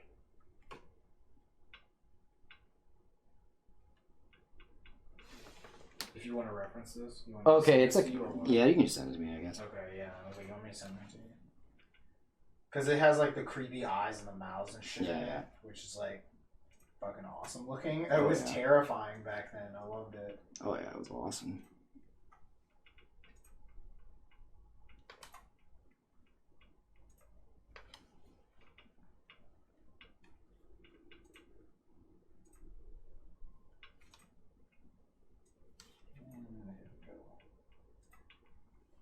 Yeah, it's heading your way. Sweet. Go. But yeah, because it's got like evil clouds too and shit like that. Yeah, yeah, I remember this. The card's fucking sick. Yeah, Dark Sanctuary, that's what it was called. I just remember it had like a long laundry list of bullshit effects it did. And now there's like an actual version of it because they went and made like a bunch of anime only cards into real cards. Yeah, for people who are nostalgic. Yeah, just stuff like that. Plus, they needed product to make. Mm-hmm. And people always wanted so many of these cards that were anime only, but were like way too ridiculous. Yeah. So they just had to make like card versions of them that aren't very good. Yeah. Because they'd be way too ridiculous most of the time. Like, you know, they made a actual version of like Gold Castle Stromberg. And Yeah, they made like cards of Sanctuary. No. What was it? Cards of Demise. Yeah, Card of Demise. They made. God, I had one before you said that one. And Sorry. I forgot it all of a sudden. No, it's fine. Oh, the seal of Ori Halkos. Yeah. You know, became a real card. Yeah, just so many crazy anime only cards that were anime only for a long time. They went back and made them real cards just because it gave them like product. Yeah. And like you said, everyone who was nostalgic for the show, who always like wanted that card, they're like, I always wanted this card. You know? This is my favorite duel or whatever, and they never made this card a real card. Things like that. Yeah. Because that did happen a lot, where there were just tons of anime only cards. Because most of them would be such bullshit. Oh yeah. Yeah. It's like, oh, if your opponent looks at you, they take 500 damage or some bullshit, you know, basically. If it's Tuesday. Yeah. If it's Tuesday and you've eaten nothing but chicken today. Yeah, they would just, some of them would just have the most ridiculous stuff because Yugi has to be put in some crazy unwinnable situation. You know? Yeah, it's because like back in the day, the games were very different games. Oh yeah, way Like, different. The anime's always been different. I love we're gonna take stacks of money and we're gonna stab our hands. Awesome, where they're Yeah. stabbing their hands with the money. Yeah. That's one of the coolest games I ever played in Season 0. Yeah, I also like the one where they're where he's got like the fucking The lighter? Is that yeah, what you're gonna say? yeah, the lighter shit was cool. Mm-hmm.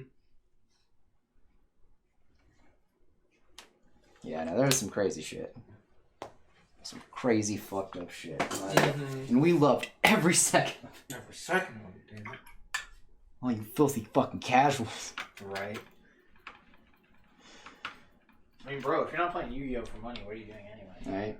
Playing Actually, what the real thing was at the Yu-Gi-Oh tournament was all the dice for money. That Oh, was yeah. where all the real people played because the O2 dropped. So Yeah. you went to go play dice for money. That was what real Yu-Gi-Oh players did. I'm not even lying. I There know. were so many times at CVC they'd just be playing dice for money. That was it. That's all they were doing. It was fucking hilarious. Which they were not supposed to be doing. No, it you're was really funny. But hey, man, they didn't give a fuck. No, they didn't. Especially once CBC got the new owners, who didn't even pay the bills. No, they did not. They did not pay the bills. I remember when CBC. Everyone just went there, and it had been like locked up. They had come and changed the locks and everything. Yeah. That was fucking hilarious. No, my favorite thing about that was like no one cared when CBC got like destroyed, but then when they took down the Popeyes, everyone started crying. Bro, I thought they weren't going to build the Popeyes. You know, I thought it was just destroyed forever. Yeah, and then they rebuilt it. It wasn't that good. No, it's good. It's just too nice. You know, that's the problem. Yeah, it's Like, not it's good. not seedy and shady enough. Yeah, look, man, I don't feel like I might get stabbed when I go there. Like, Yeah, I feel safe in that it's Popeyes. disgusting. It's just not right. It ain't the same. It's really not. It's just They did that to discourage Yu-Gi-Oh players. Like, even if they still went there, they're like, I'm not going to play Yu-Gi-Oh in a Popeyes that nice. Yeah. It just feels wrong. It just feels wrong. It feels wrong. It feels wrong. It just feels wrong. It ain't right. That ain't right, yo. It ain't right. I don't want to feel safe while I'm playing Yu-Gi-Oh. That's fucked up. That's fucked up, man. I need to feel like either all my cards, all my money, or all my souls can be stolen at any moment. All right. Yeah, come on, man. Like, fuck off. Like, Yeah, just ain't right. this ain't right. It ain't right. You know, I do remember when a gun was cheaper than a Yu-Gi-Oh deck and people were getting robbed really hard. That was pretty funny. that was it. I'm not gonna lie, that was pretty funny. That was correct, yeah. What is the color on the final? What are you looking for? Oh, I was just gonna check the final, like it's like a blue color. Hmm? Oh, for the smoke Oh. on the death card. Oh yeah, that one. Yeah, I wanted to put a little bit of that. I think it looks like the D one looks like that because it's foil. Yeah, it's like That's kind why of. you're doing it. The rest of them aren't really blue. Yeah, that's blue. Are they? Yeah, look at that. It's like a bluish green. I'll take your word on that. You The know, border of the smoke has like some color to it, so yeah. you're not gonna believe me in my radiated world. No, I can't trust you. I can't trust people when I say colors exist.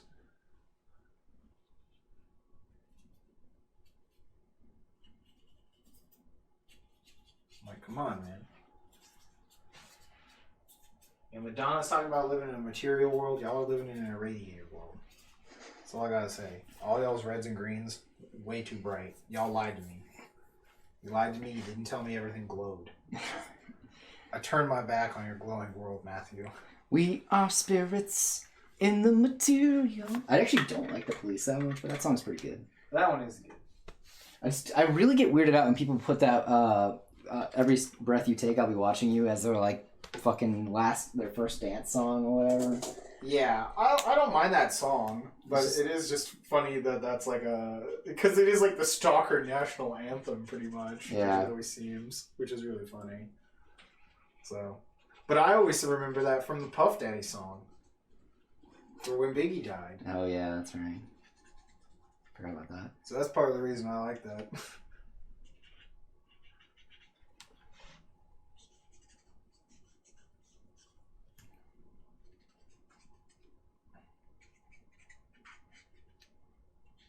Just like how there's the Mr. Mister song that's with Tupac. Yeah, that's true. This was good. Yeah. Definitely makes up for the bad hand. Yeah, exactly. Like, it's called Bob Rossing it, chat. Yeah. Look at the fancy letters. Don't look at the hand. Don't look at the hand. Don't you fucking look at that Don't hand. look at the hand. If you fucking look at so much as look at that hand, I'll cut you. Don't look at it. Don't do it. I think you need to clean your scanner also. Oh, is it, It's pretty fucking dirty. what happened? When did that happen? I don't know. Did you clean it again after you scanned some of these paintings? Yeah. Because I noticed that there was a few dots on some of the stuff, but it was never like anything too crazy. I don't know. Some of the ones I got. If you zoom in. Because like when I cut those ones to zoom in, that's when there's like tons of stuff I can see. So Alright. Yeah. I'll go clean it off now. I think it's just from like this centipede picture probably because it has like a lot of colored pencil and other stuff on it. That's probably it then. So, Yeah, like, I'll the colored pencil shavings. or the not shavings, but you know what I mean. I understand, yeah. And it doesn't have to be like a lot. You won't see it, you know. I'll just do Like, a little the clean eye. over with the thing. Yeah. Alright, well that is it for us, I guess, chat. Yeah, that was that. Here, we'll put them all on camera real quick. Ew. Hmm? He said, ew. I have a little bump in my head. There we go. So, well, Let me zoom back. yeah, let's push back a little bit here.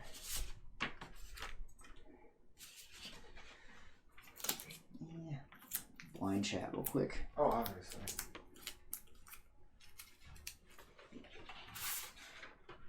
There we are. 4 Yu-Gi-Oh pieces 4 lovely Yu-Gi-Oh pieces right there. for Inktober. It's true. We've got Drawtober. for whatever. Yeah. I call it Fall Art Month a lot of the time online. Drawloween. That's what it says on our Patreon. It says Fall Art Month. Generic fall art month. I like generic fall art month. I think fall art month can get there. Has some honestly. potential. Oh, I think it has potential. I forgot to sign. You got to sign it. Yeah, you're right. Yeah, I think fall art month is probably the best way to do it. Although it is exclusionary to those in the southern hemisphere. It's true. So, 'cause it's not fall. No, it's not. It's not. It's spring there, I believe. Yeah. But you know what? Fuck them. Yeah. Fuck them being upside down. Yeah, fuck them. Fuck Australians. Yeah, we'll beat them up. That's it. But yeah, that's it for us for tonight's stream. Appreciate y'all for coming out. I wonder how our Australian friend is doing. Yeah, she's posted some stuff up in there. They always look pretty cool. Yeah. But yeah, we'll see what's good. Tomorrow we'll post up some more of the stuff we did from Yu Yu Hakusho, and then Yeah, he is. he is going to go up tomorrow, and then tomorrow, starting Monday, we'll start our posting of these guys. Mm-hmm. Until then, though, we'll see you on Monday. I'll be working on the 5Ds then. And until 5Ds, dodge, dip, duck, dive, and dodge, obviously. obviously. And we'll catch you then. All right. Have a good night, everyone. I'm gonna roll credits.